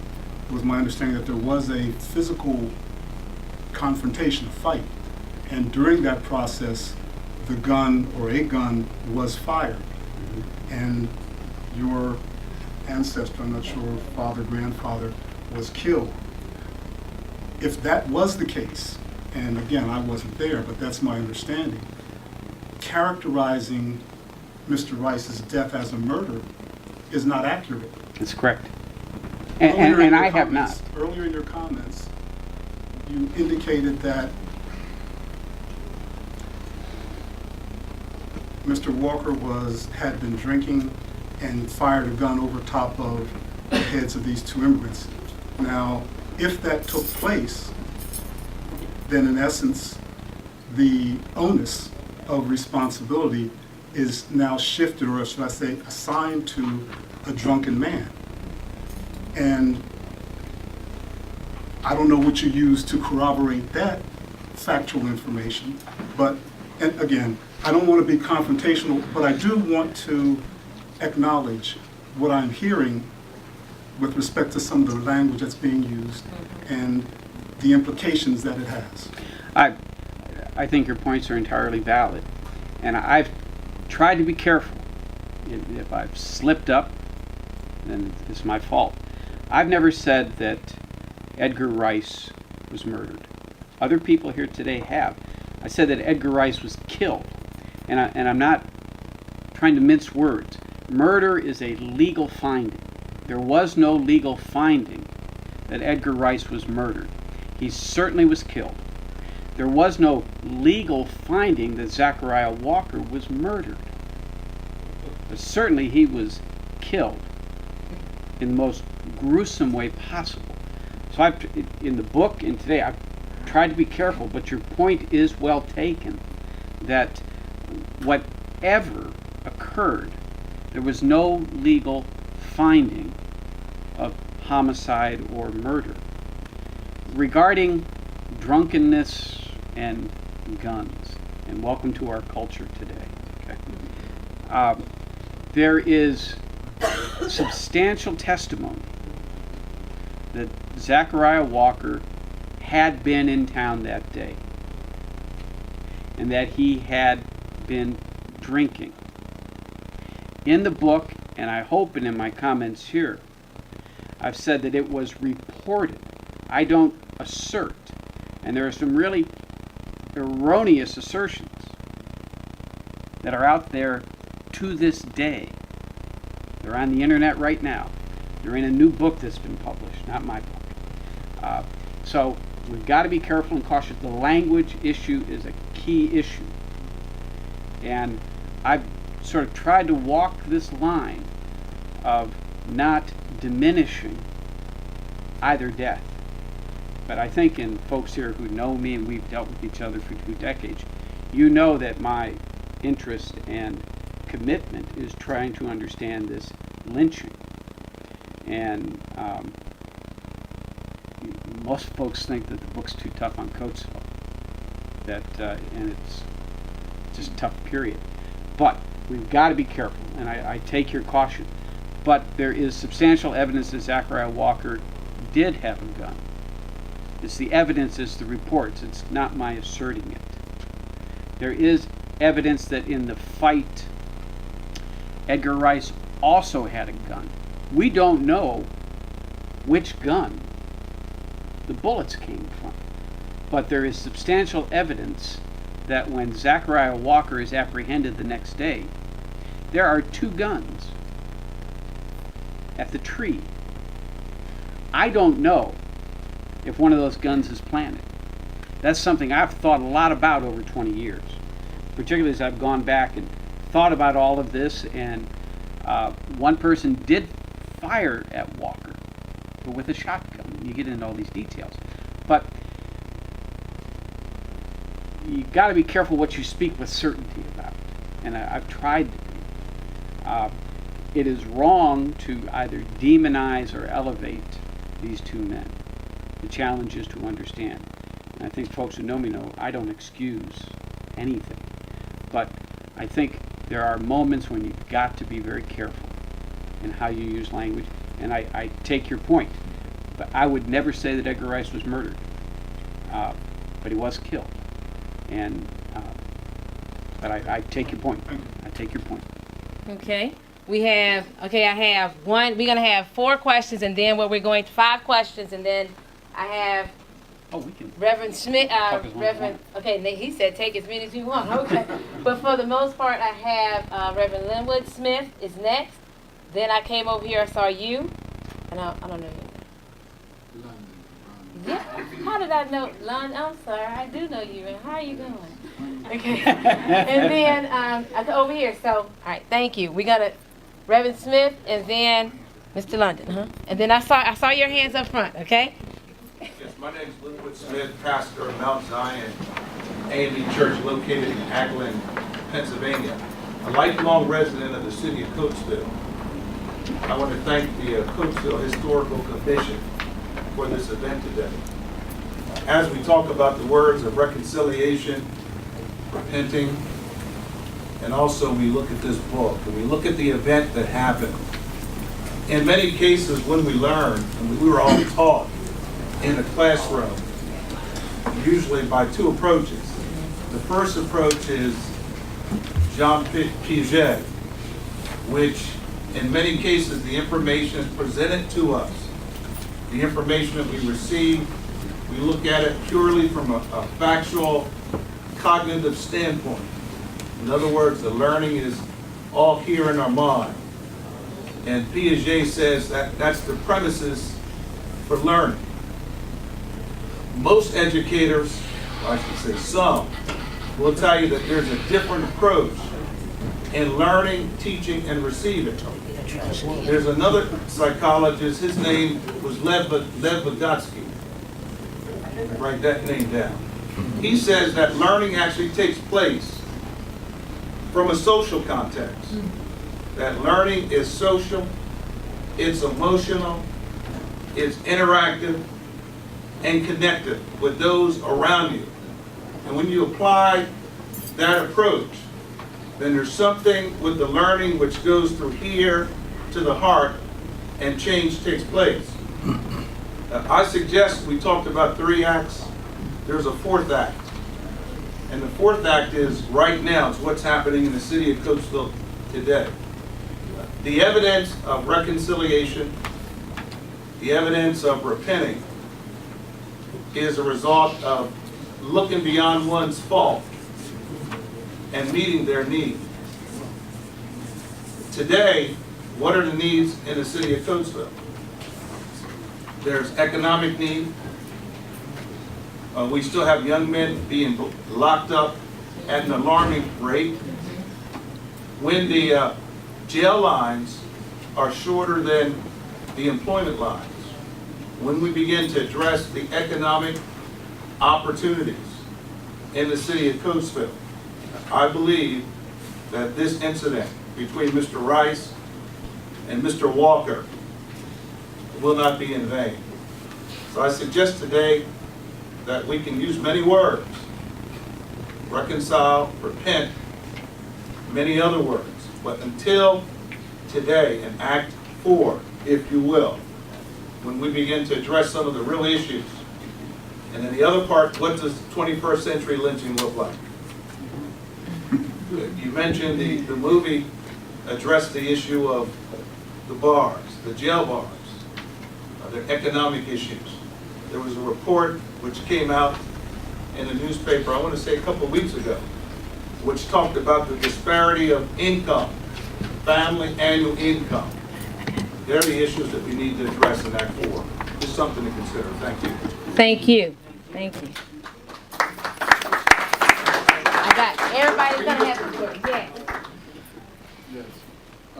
Do I see a hand back there? I just want to make sure. Okay, I see. Okay, all right. I see yours, Miss Sylvia. Huh? Once again, my name is Ronald London. Yes, sir. Did you speak up? Did you I heard the word or the name Gothard used. Yes. And I have a good question also. Was Gothard not one of, or his ancestors not one of the judges who sit to, you know, on the bench at that time, along with some others who his ancestors were involved and sit on the bench today? And if so, are they willing to look at or make some effort or some kind of change so that needs can be met? You know, rather than locking people up and different things. Now, don't think that my heart doesn't go out to both families, because it does. But I'm just here, and I'm not trying to be a rabble rouser or any of that kind of stuff. It's just that, are these people who were on the bench? Well, and Sam may want to chime in. Sam Stratton. There are three Robert Gothrops. There are three Robert Gothrops. Robert Gothrop, the first, who was district attorney, then became a special prosecutor after his term was over, and he's sort of the lead attorney in the trial phase. His friend, is it Charles Greenwood, from Coatesville, one of the chief defense attorneys, and so they go against each other. Robert Gothrop's son, Robert Gothrop, becomes a very prominent attorney in Westchester. He's the person who had the grand jury testimony and gave it to me when we started our research 20-some years ago. Robert Gothrop III, who's now deceased, was a judge in Westchester, and actually, when we started the research on the book, he was the presiding judge in courtroom number 2, which is where the trials had taken place, 1911, 1912. So the name Gothrop runs through the history of Chester County, actually reaches down towards Wilmington. But you have father, son, grandson, who are part of the judicial history of 20th century Chester County. But he was not a presiding judge, he was the district attorney during this incident. I don't know if there's a fourth or not. And for the reconciliation, atonement, or whatever, yes, it's a good thing, but it leaves bitter taste in my mouth when I look around anywhere and see that there are needs, and there are like blind eyes and deaf ears that are turned to these situations. You know, and then you get a lot of repetitious talking and meetings and things such as that, and nothing's being done. You know, the people are, I mean, someone was speaking of the long lines to get jobs, and the short lines, you know, you just, come on, we got something for you, even if it's, you know, 3 men in one cell. You know, it's like, get something on this young person so that when they go to fill out an application, that there's a scar already. You know, this person has a scar on them, and who's going to hire a bunch of scarred up, you know, whatever. You know, it's a lot. It's a lot. You know, but the family endures more, you know, from hearing this and that, and some may be true, some not, and you know, that's seems like it's hard. So bless your hearts, all of you. But see, I think that you actually focus on something that is was a 20th century issue and also a 21st century issue, because at the very end, the killing of the killing of Edgar Rice and the killing, of Zachariah Walker, basically the families were impacted. Today, families are impacted. But we already have basically said one of the steps is acknowledgement. Okay? Now, another thing Reverend Battle brought up is that, you know what?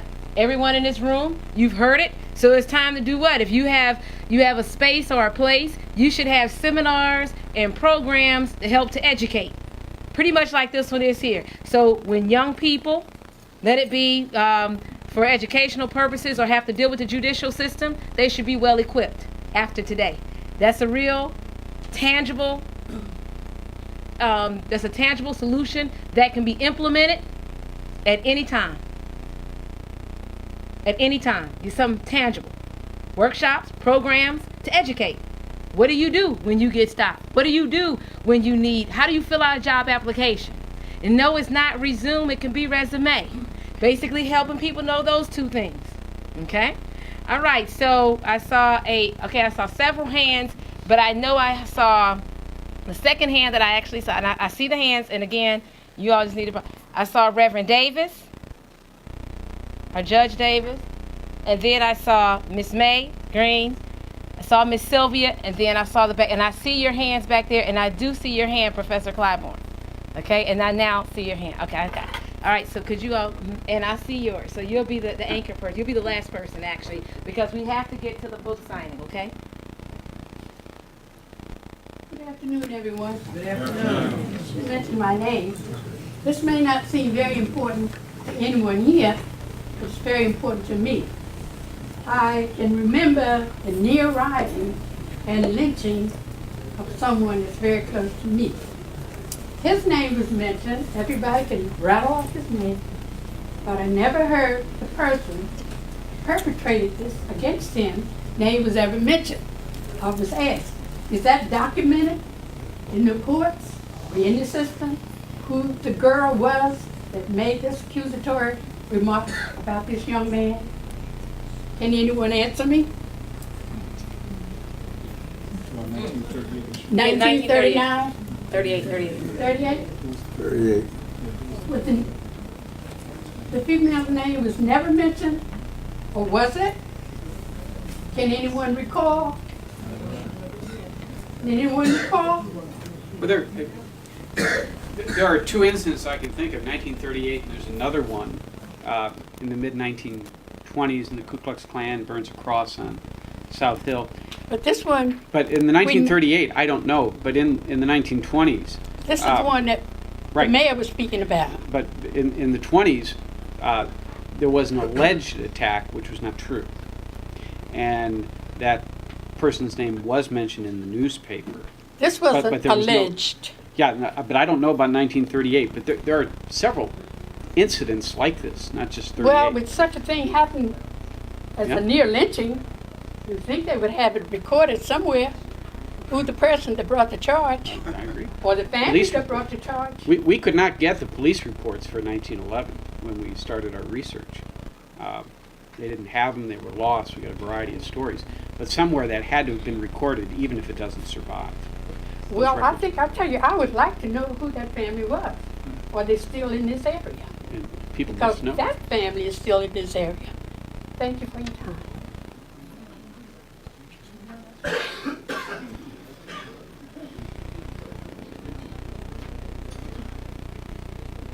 My name is Robert Davis, and I wanted to mention just three things, perhaps for reconciliation. One is that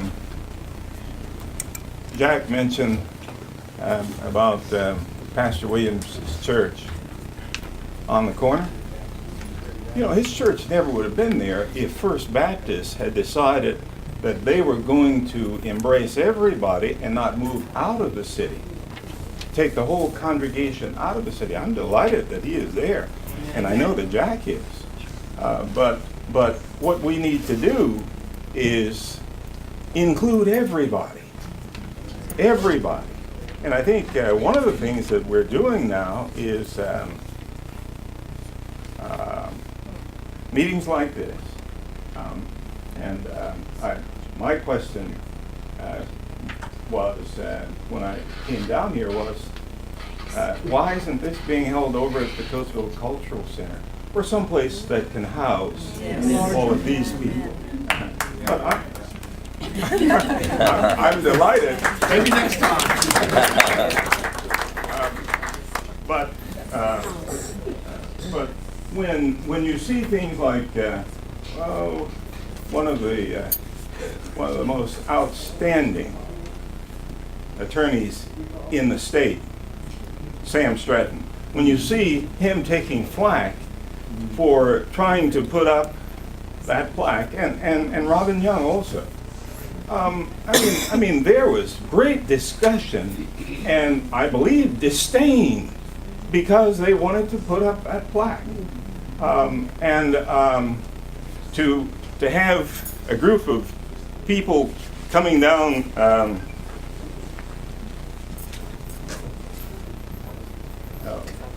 Where is it? First. Yeah, no, by the. That's why I'm a senior judge.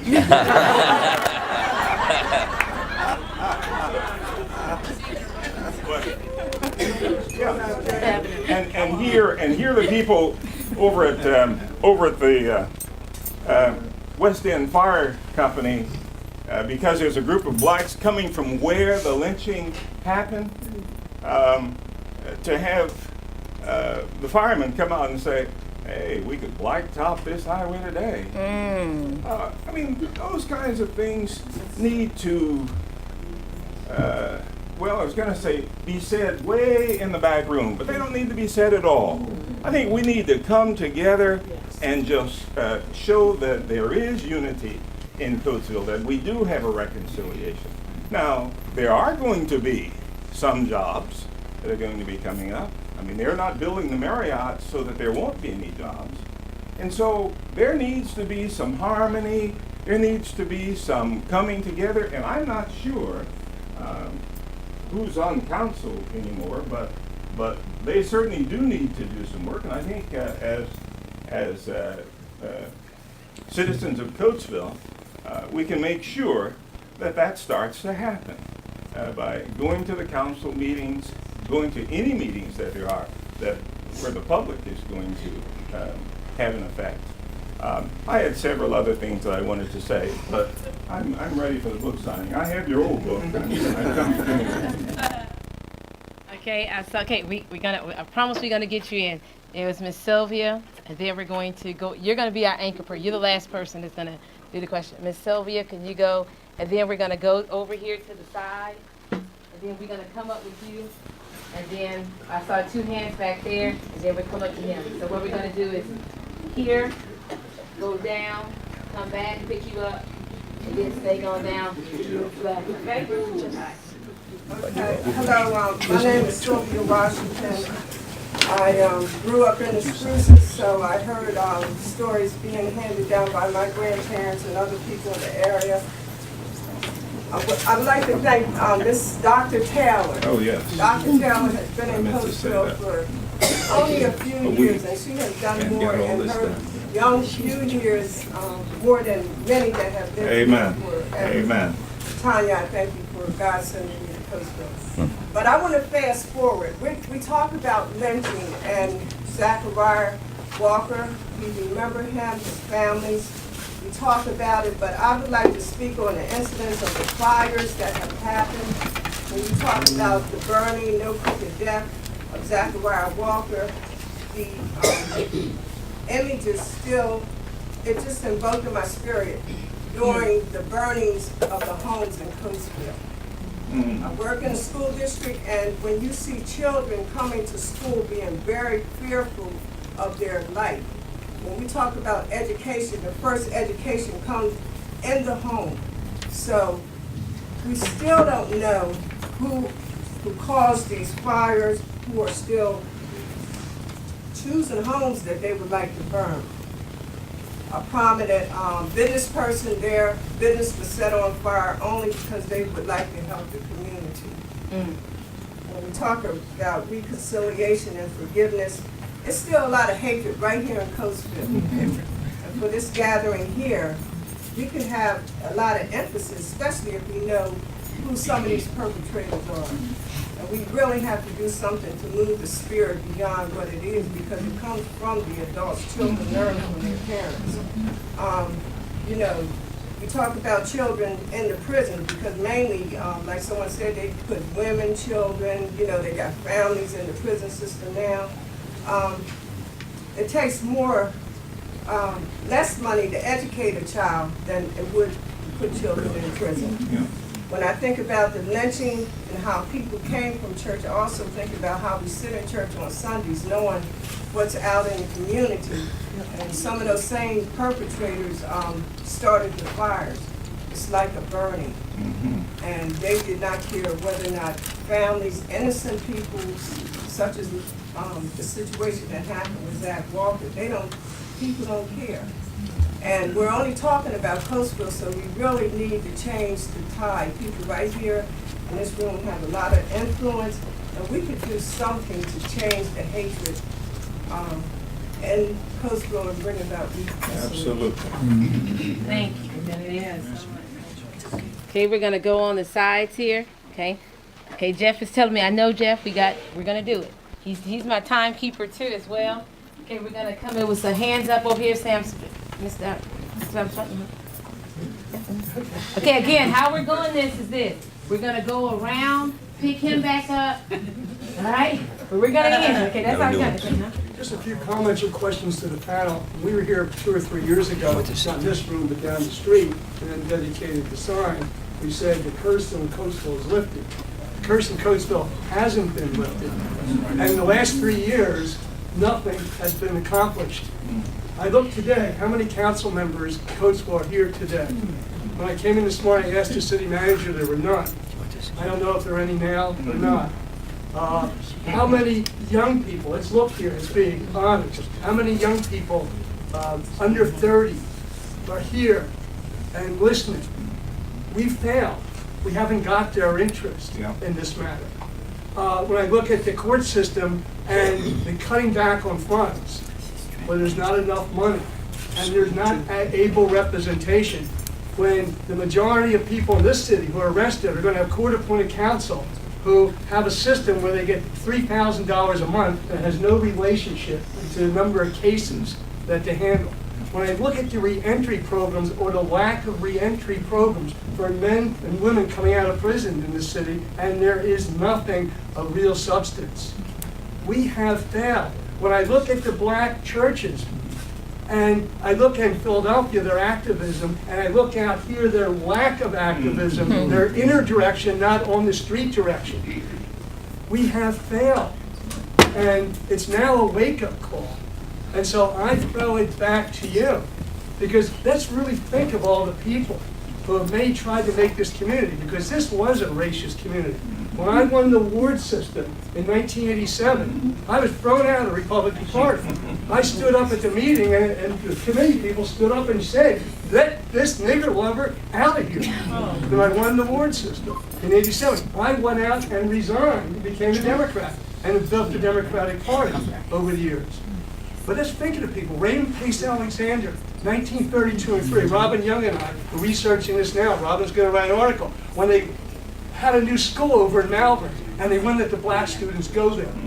When Raymond Pace Alexander tried to file a lawsuit, and they wouldn't even let him, because he needed a lawyer locally to join in, and no white lawyer would do it until the very end. Or you think about some of the great people, like Dr. W.T.M. Johnson, Dr. Butler, men who fought. And when they were, yelled at, screamed at, my personal hero, Charles Melton in Westchester, I saw what these men did. And their legacy is being forgotten as we go along here. And there's not people coming and taking the, and standing forward. So what I'm trying to say to you and to the panel, everything you said today, we said 3 years ago. And nothing's changed. But the lack of the power structure, the lack of the county commissioners being here, lack of the council people being here, lack of school board members being here, says volumes. That's right. And so what I'm asking for you, each and every one of you, is just go retry one more time to see if we can save this wonderful city. And this, what happened in 1911 is a good catalyst to start. It's not so much reconciliation now, that's important. That's right. But it's activism. That's right. And that's what I'm suggesting. Thank you. Sam, Mr. Stratton, if I can just be 30 seconds. Jim Lindsay, probation, parole. Because you're in the system and I'm in the system, definitely talk to Jimmy, because Jimmy's working very hard right now on the Family Reentry Initiative that is focusing absolutely on Coatesville, and it's all about connecting these families and getting these guys and women back together in this city. So just say to talk to Jimmy Lindsay, because he will encourage your heart, and there is some activism, and Coatesville's in the center of it. And it's really stimulated from Angola Prison in Louisiana on Malachi dads, the turning of fathers to their children. So there's a connection there. It's exciting. but Jimmy Lindsay would be a great guy in the system to talk to. Jim Lindsay. Okay, Tanya had mentioned who was speaking next, and I'm going to ask as we go forward, because it's not quite 500 degrees in here, it's probably only around 350. We're going to be baking soon, we don't want to be broiling. I'm going to ask everyone going forward to take 1.5 minutes to 2 minutes. I don't mean to be terse, this is an incredibly important part of our history and our future. But at the same time, we want everyone to be a part, but we got to keep moving too, realistically today. Yeah, sure, thanks. So, sir. I will be very brief, and truly I think I'm just honored to be standing here amongst all of these great people. That's my great uncle sitting up there, James Kennedy, whom I admire and is a role model for me. But I truly believe too that God has a sense of humor, because he has me standing here following Sam Stratton, and I'm going to use what he said as a springboard to say something. And I'm not going to give a history lesson because I don't know it, and I'm ashamed to say that I don't know my history as I should. But in any event, we're talking about community involvement, coming together, and Reverend Smith talked about community. Certainly the leadership that I am under as a pastor is one that is truly believing in being missional. Amen. Not being inside the walls of the church, but becoming active out in the streets and having compassion to do something for people. Yes. To that end, and this is certainly not an advertisement, but it certainly make you all aware of something. On the 20th of this month, which is next Saturday, the street of Coatesville on Lincoln Highway between 5th and 6th Avenue will be blocked off. New Life in Christ, under the leadership of Pastor Dan Williams, has gotten the permits necessary to block off the streets to have what is being titled a community fest. Not under the auspices of New Life in Christ and come join our church, that kind of thing. But let's listen to the people. You know, people matter to God. What is it that the people want to say? And truly, I understand your point, and it's so true, because we're out on the street doing some surveys. We were doing this the other night, and people, you'll ask if you can talk to them for a couple. It's the same old rhetoric. I've heard it. Nothing's going to be done. So we have to find different approaches to utilize the things that are in front of us, that we know that the young people have, the technology, whether it be the internet, whether it be we've got to reach people with a positive message, however we have to reach them. They don't have to look like us. You know, the guy in the Timbs and the Jeep, he needs help too. We can't isolate those people. So I encourage you all to participate next Saturday in this community fest, which is all denominations, all people. Let us hear what you have to say so that we can begin to take the steps necessary to talk to those that we need to talk to. And city council not being here is a disgrace. So which says to me, the answers that we really need are beyond city councils. So we have the brains. We have the education necessary to go to the level that we need to go to.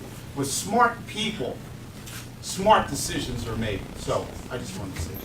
Thank you. Okay. And your name, sir? My name is Ron Stewart. I just want to cover a couple of things.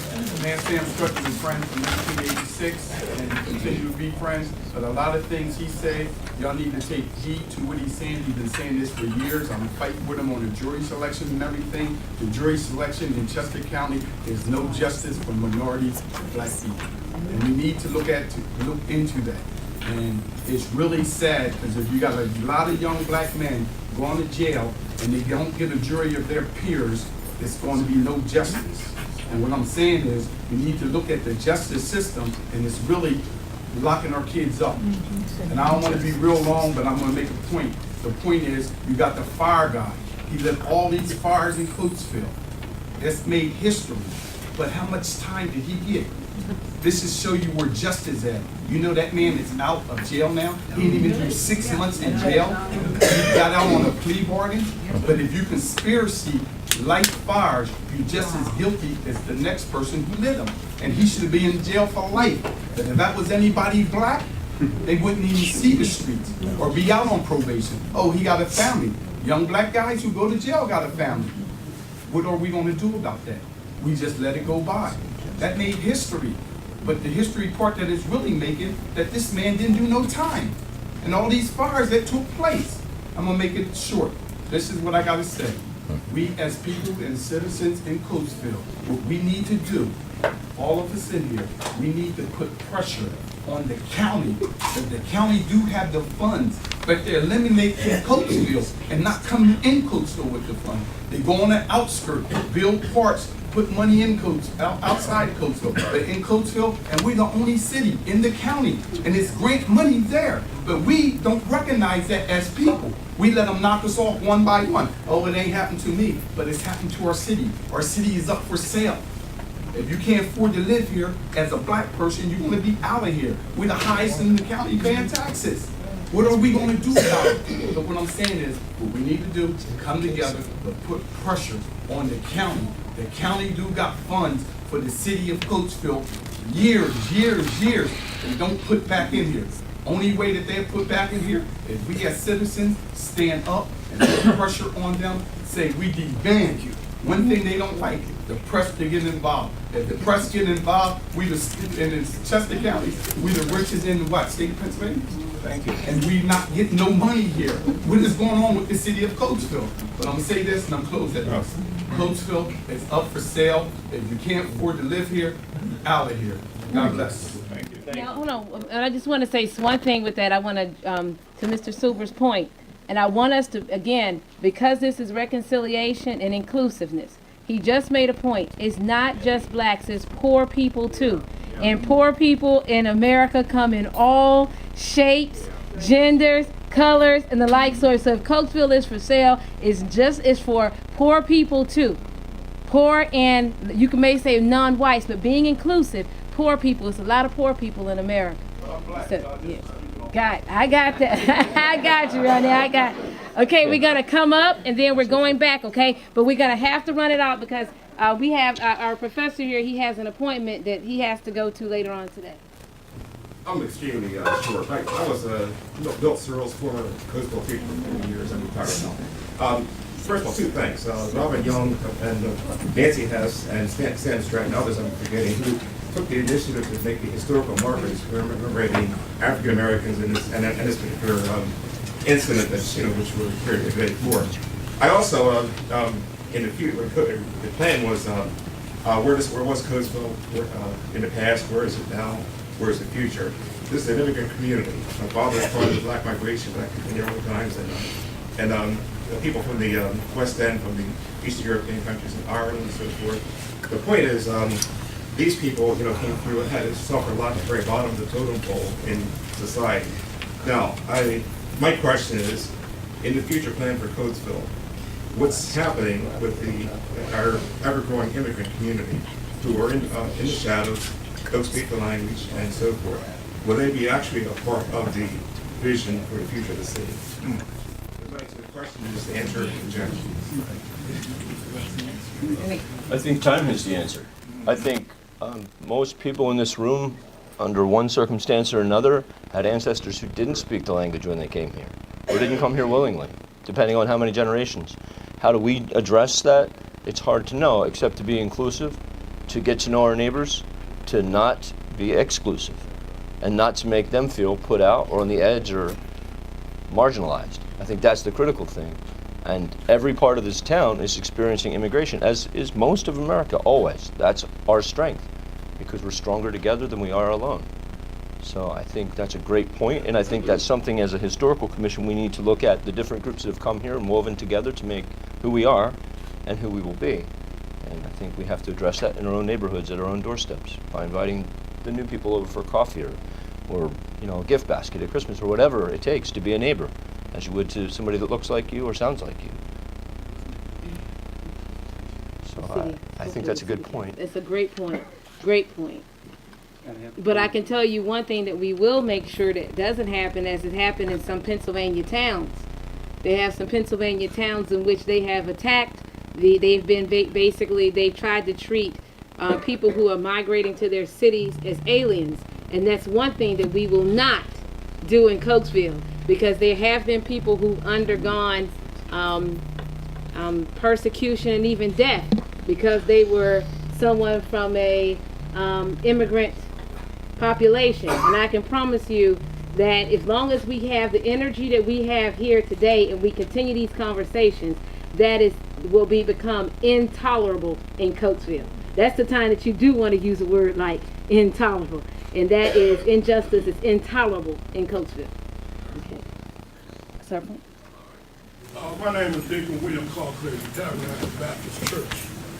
And I'm not going to discuss the situation here in Coatesville right now because it breaks my heart. When I grew up in Coatesville, you had 3 movie theaters, 3 grocery stores, and a drive-in movie in Thorndale. The mill here one time had an operation of just about 6,000 men. Now you're down below 800. And Coatesville, it breaks my heart to look at it now. But that's not the reason why I'm here. Mr. Walker, Mr. Rice. See, when I was growing up, grown folks' name, first name was Mr. or Mrs. If you knew their first name, you dared not call it. But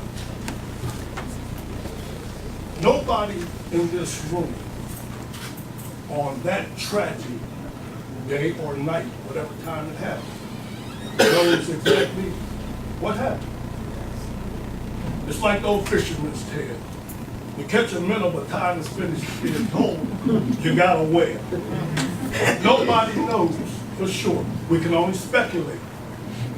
You have 2 families here from each side of that family. First time I heard the name Zachariah Walker, I was somewhere between 11 and 12 years old. I'm 65 now. My grandfather told me and my brother the story of Mr. Walker and Mr. Rice. It infuriated me as a teenager coming up. I was blaming people that had nothing to do with it because I was black, they was white. But in order to reconcile, you say repentance and all that, it has to start in the heart. It has to start in the heart. How does these 2 families feel today towards one another? All the scriptures say the earth has no sorrow that the heavens cannot heal. Can we heal? Can we forgive? Over the years, I still think about that incident. I look at some people a whole lot different because of that. We think we have come a long way from back in 1911, but we really haven't. You hear that saying, oh, the players may have changed, but the game is still the same. See, Coatesville, this little town down in the valley, always was, and God knows I hope it will change before my eyes go closed. That it will change. I'm 65 years old and I can walk down Main Street right now. If I have a white lady walking toward me on that same side of the street, her pocketbook is on her right shoulder. The closer I get to her, if I'm on that side where her pocketbook, it'll switch over to the left shoulder and she will clutch it. She might think she has $1 million in that pocketbook. I don't want a thing from that lady. It takes time. How much time, I don't know, for wounds to heal. It takes time for wounds to heal. And some may heal, and some may not. I can only hope that God touches everybody's heart in this room. Both sides of the family. Take that barrier down between. Let that hate go. Let it go. I don't know what happened on that night. Only thing I know for sure, 2 men died. 2 men died. 2 families were affected by that death. And it has trickled down through the years. Generations today, they may still hold malice in their heart. I don't know. But it's time just to move on. Move on. Mr. Walker, Mr. Rice, wherever you are. Oh, somewhere God is holding you in the hollow of your hand. Just, I'm done. Well, can I say something? Thank you so much. Can I say something to you? So 2 things I do want to clarify. The first thing is that the Walker and Rice family will have a conversation today after this event. The two families are going to meet and have a conversation. Okay, and then the second piece is that we had the Coatesville, off topic, but I wanted to clear something up. The Coatesville Cultural Society did host an event for us on July the 4th. And what happened was that, I'll tell you, this have exceeded our expectations. And then we also wanted to have something in the National Steel Museum District. Because why? When you're talking about why these families came to this town, as you already heard Mayor Kennedy, they came because of opportunity. So we wanted to be in the heart of why people actually came to Coatesville, which was to work in the steel mill. So to be here is basically to be in the place. And one of the things that Dr. Downey said, and I know we have two more comments, and that is it. And I have to say it. When you all were talking, he said, just look, Tanya, of course, we're both historians. So we love history. And one of the things is, like he said, is that he leaned over and he said, look at how history is in this incident, this historic incident, is leading to and fostering civic engagement and conversation. It's history that has actually brought us here. So as two historians, we're loving it. Okay. And did I quote you almost right? Yeah, you got it right. And so, past and the present. Yeah, the past and present. Coexisting. All right, so we have Professor Clyburn, and then you're the final bookend and word, okay? I just wanted to know, Tanya made reference to the National Association for the Advancement of Colored People. This organization was founded in the early 20th century. And although it is the National Association for the Advancement of Colored People, it was founded by people of all nationalities, of all faiths, of all backgrounds. Some of the biggest champions of the NAACP were white Americans. Many of the founders of the NAACP were white Americans. We can all work together to further and advance important causes. And a question for Dr. Downey here. The early 20th century witnessed, in addition to mass lynchings, also numerous race riots in 1917 in East St. Louis, in 1919 in Chicago, and of course the most devastating of all in 1921 in Tulsa, Oklahoma, which destroyed the entire Greenwood neighborhood. Why do you think that kind of mass violence on a mass scale, was averted in this particular community? It's a great question, and it's a great set of insights behind it.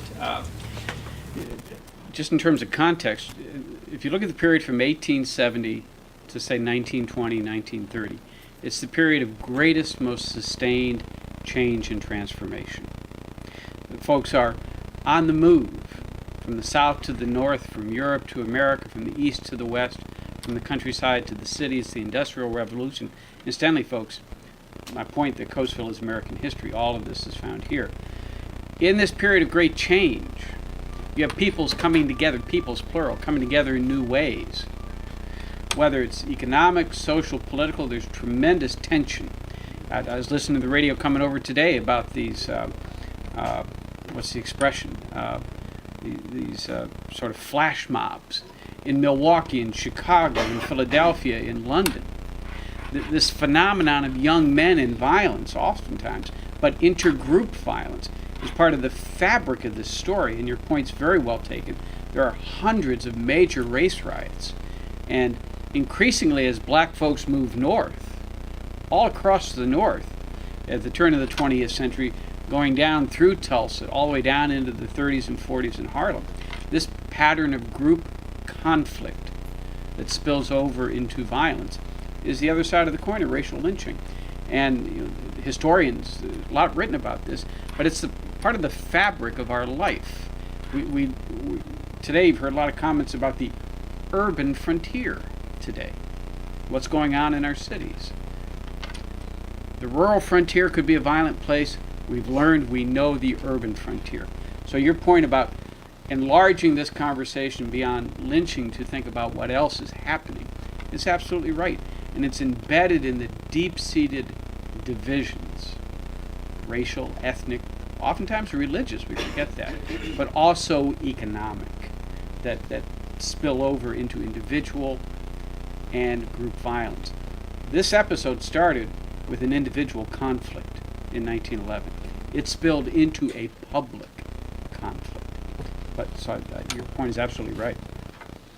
Okay. I actually have a question about the book.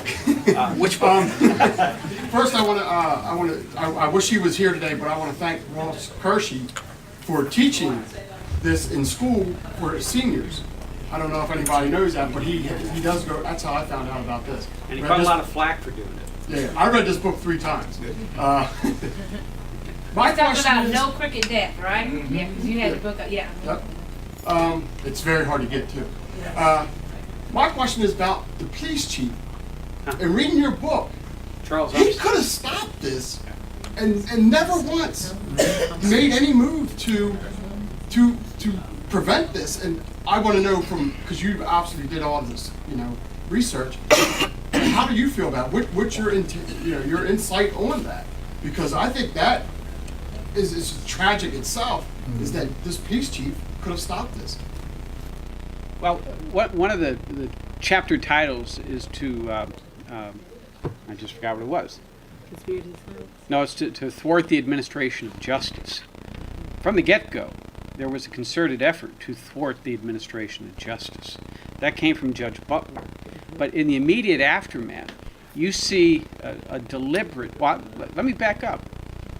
Throughout this episode, in the aftermath of the killing of Edgar Rice, there is a concerted effort to not obstruct what Michael Pfeiffer calls rough justice. That's what he says lynching was. It was rough justice.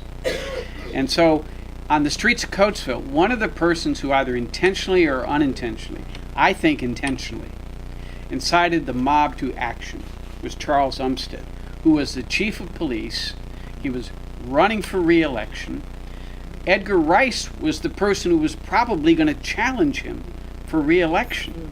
So there are a lot of dynamics at work in this. Umstead was not beloved in Coatesville the way Rice was. And you get working men's factions, you get black. This is what I mean by excavating the layers of this story. Charles Umstead, as chief of police, could have been more deliberate in confronting rumors, innuendo, action on the street, and there's no doubt that what he said in front of the Brandywine Fire Company, which was right across the street, further incites people to action. As he says, if they're going to get him, they can get him, and he will not get involved. So whether it's intentional, unintentional, if it's overt or covert, there's no doubt that the actions of the chief of police furthered what happened. And that's why he was indicted for involuntary manslaughter, but he never got to trial because those who had a more direct involvement were found not guilty. And he'll lose in his election bid. But there's no doubt that's a huge issue in what's going on. Because in your book, you talk about, I don't know if it was the next police chief, but right after this incident happened, there was a white girl who accused a black male of raping her. Here she was pregnant by her boyfriend. And the police chief said, wait, stop, everybody slow down. Let's not do what we did years before. And that's why I find a lot of fault with that police chief, because I think he could have stopped a lot of this. And we wouldn't be here today talking about it if it was...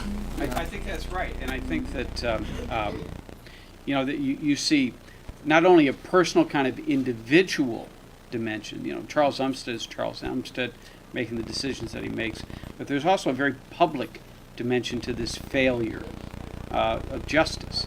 And it starts long before there's any talk about investigation or trials.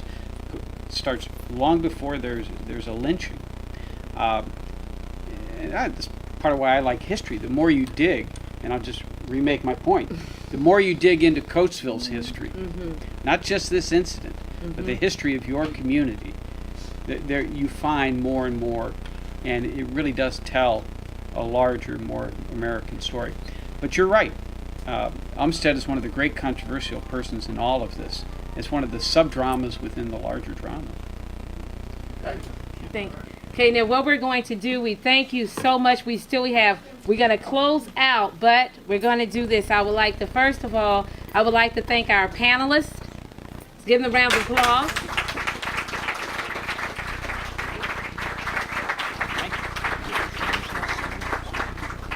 Okay, and I would also like to thank Dr. Downey. Give me a round of applause.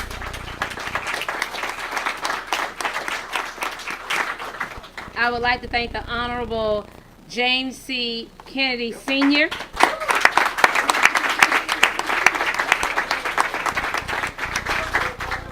I would also like to thank the folks who we are all co-laborers together, and that's the Coatesville Historical Commission.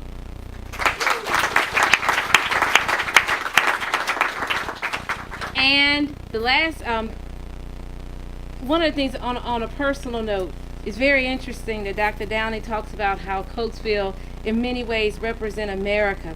And I tell you, when I first got here, there's one thing that is clear about the people of Coatesville. There are, in many ways, reminds me of home, in the sense that people will extend hospitality. They really will.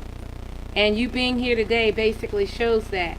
And what we're going to do is that we're going to end on a selection by John McDonald and Friends. And let's give them a round of applause.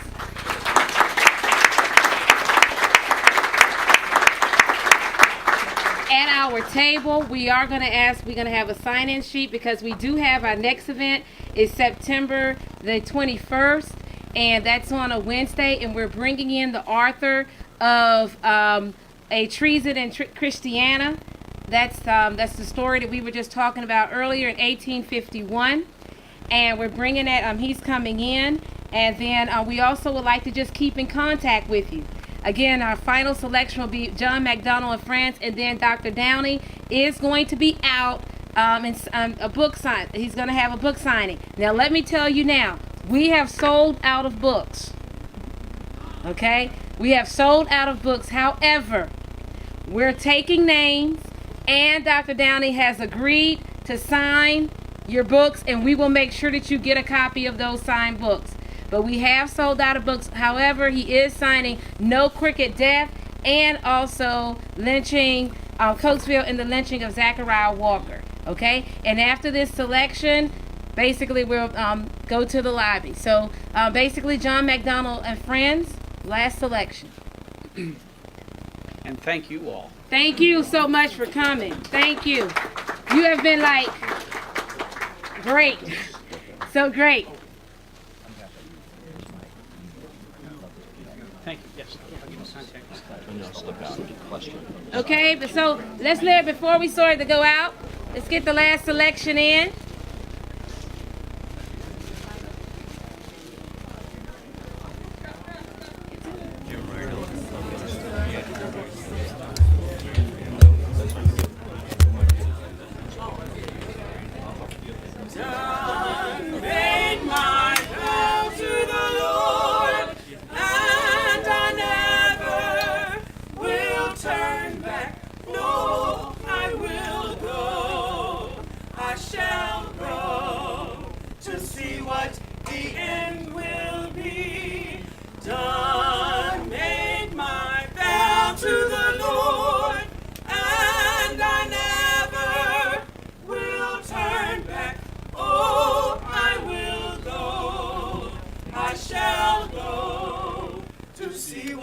The end will be.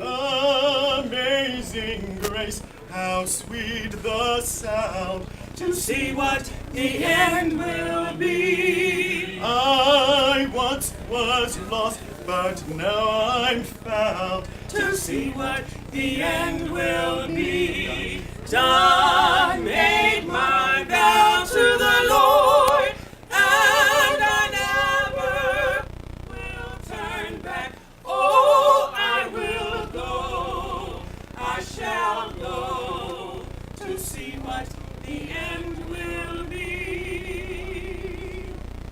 To see what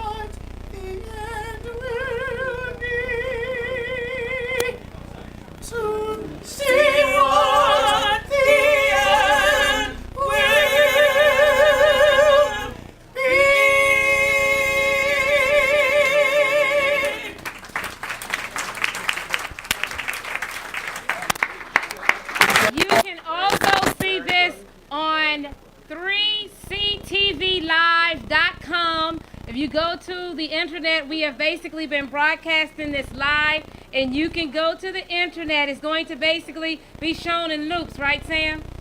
It's gonna be rolling all day today and tomorrow, so you can see the event again. Again, that's 3ctvlive.com. Thank you so much, and thank you so much. Okay. All right. And, okay. Yes. Yes.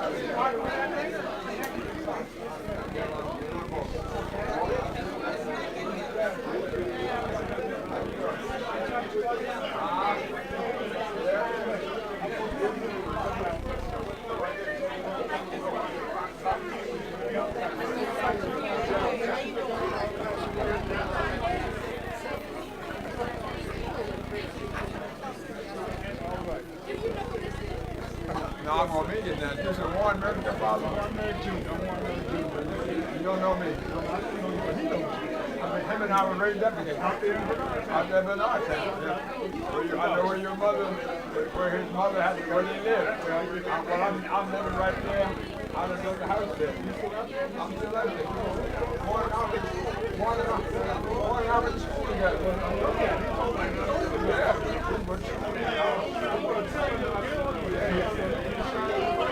Mary.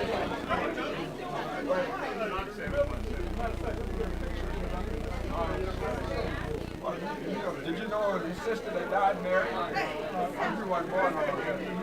Died a young girl. Yeah, 1 and 9.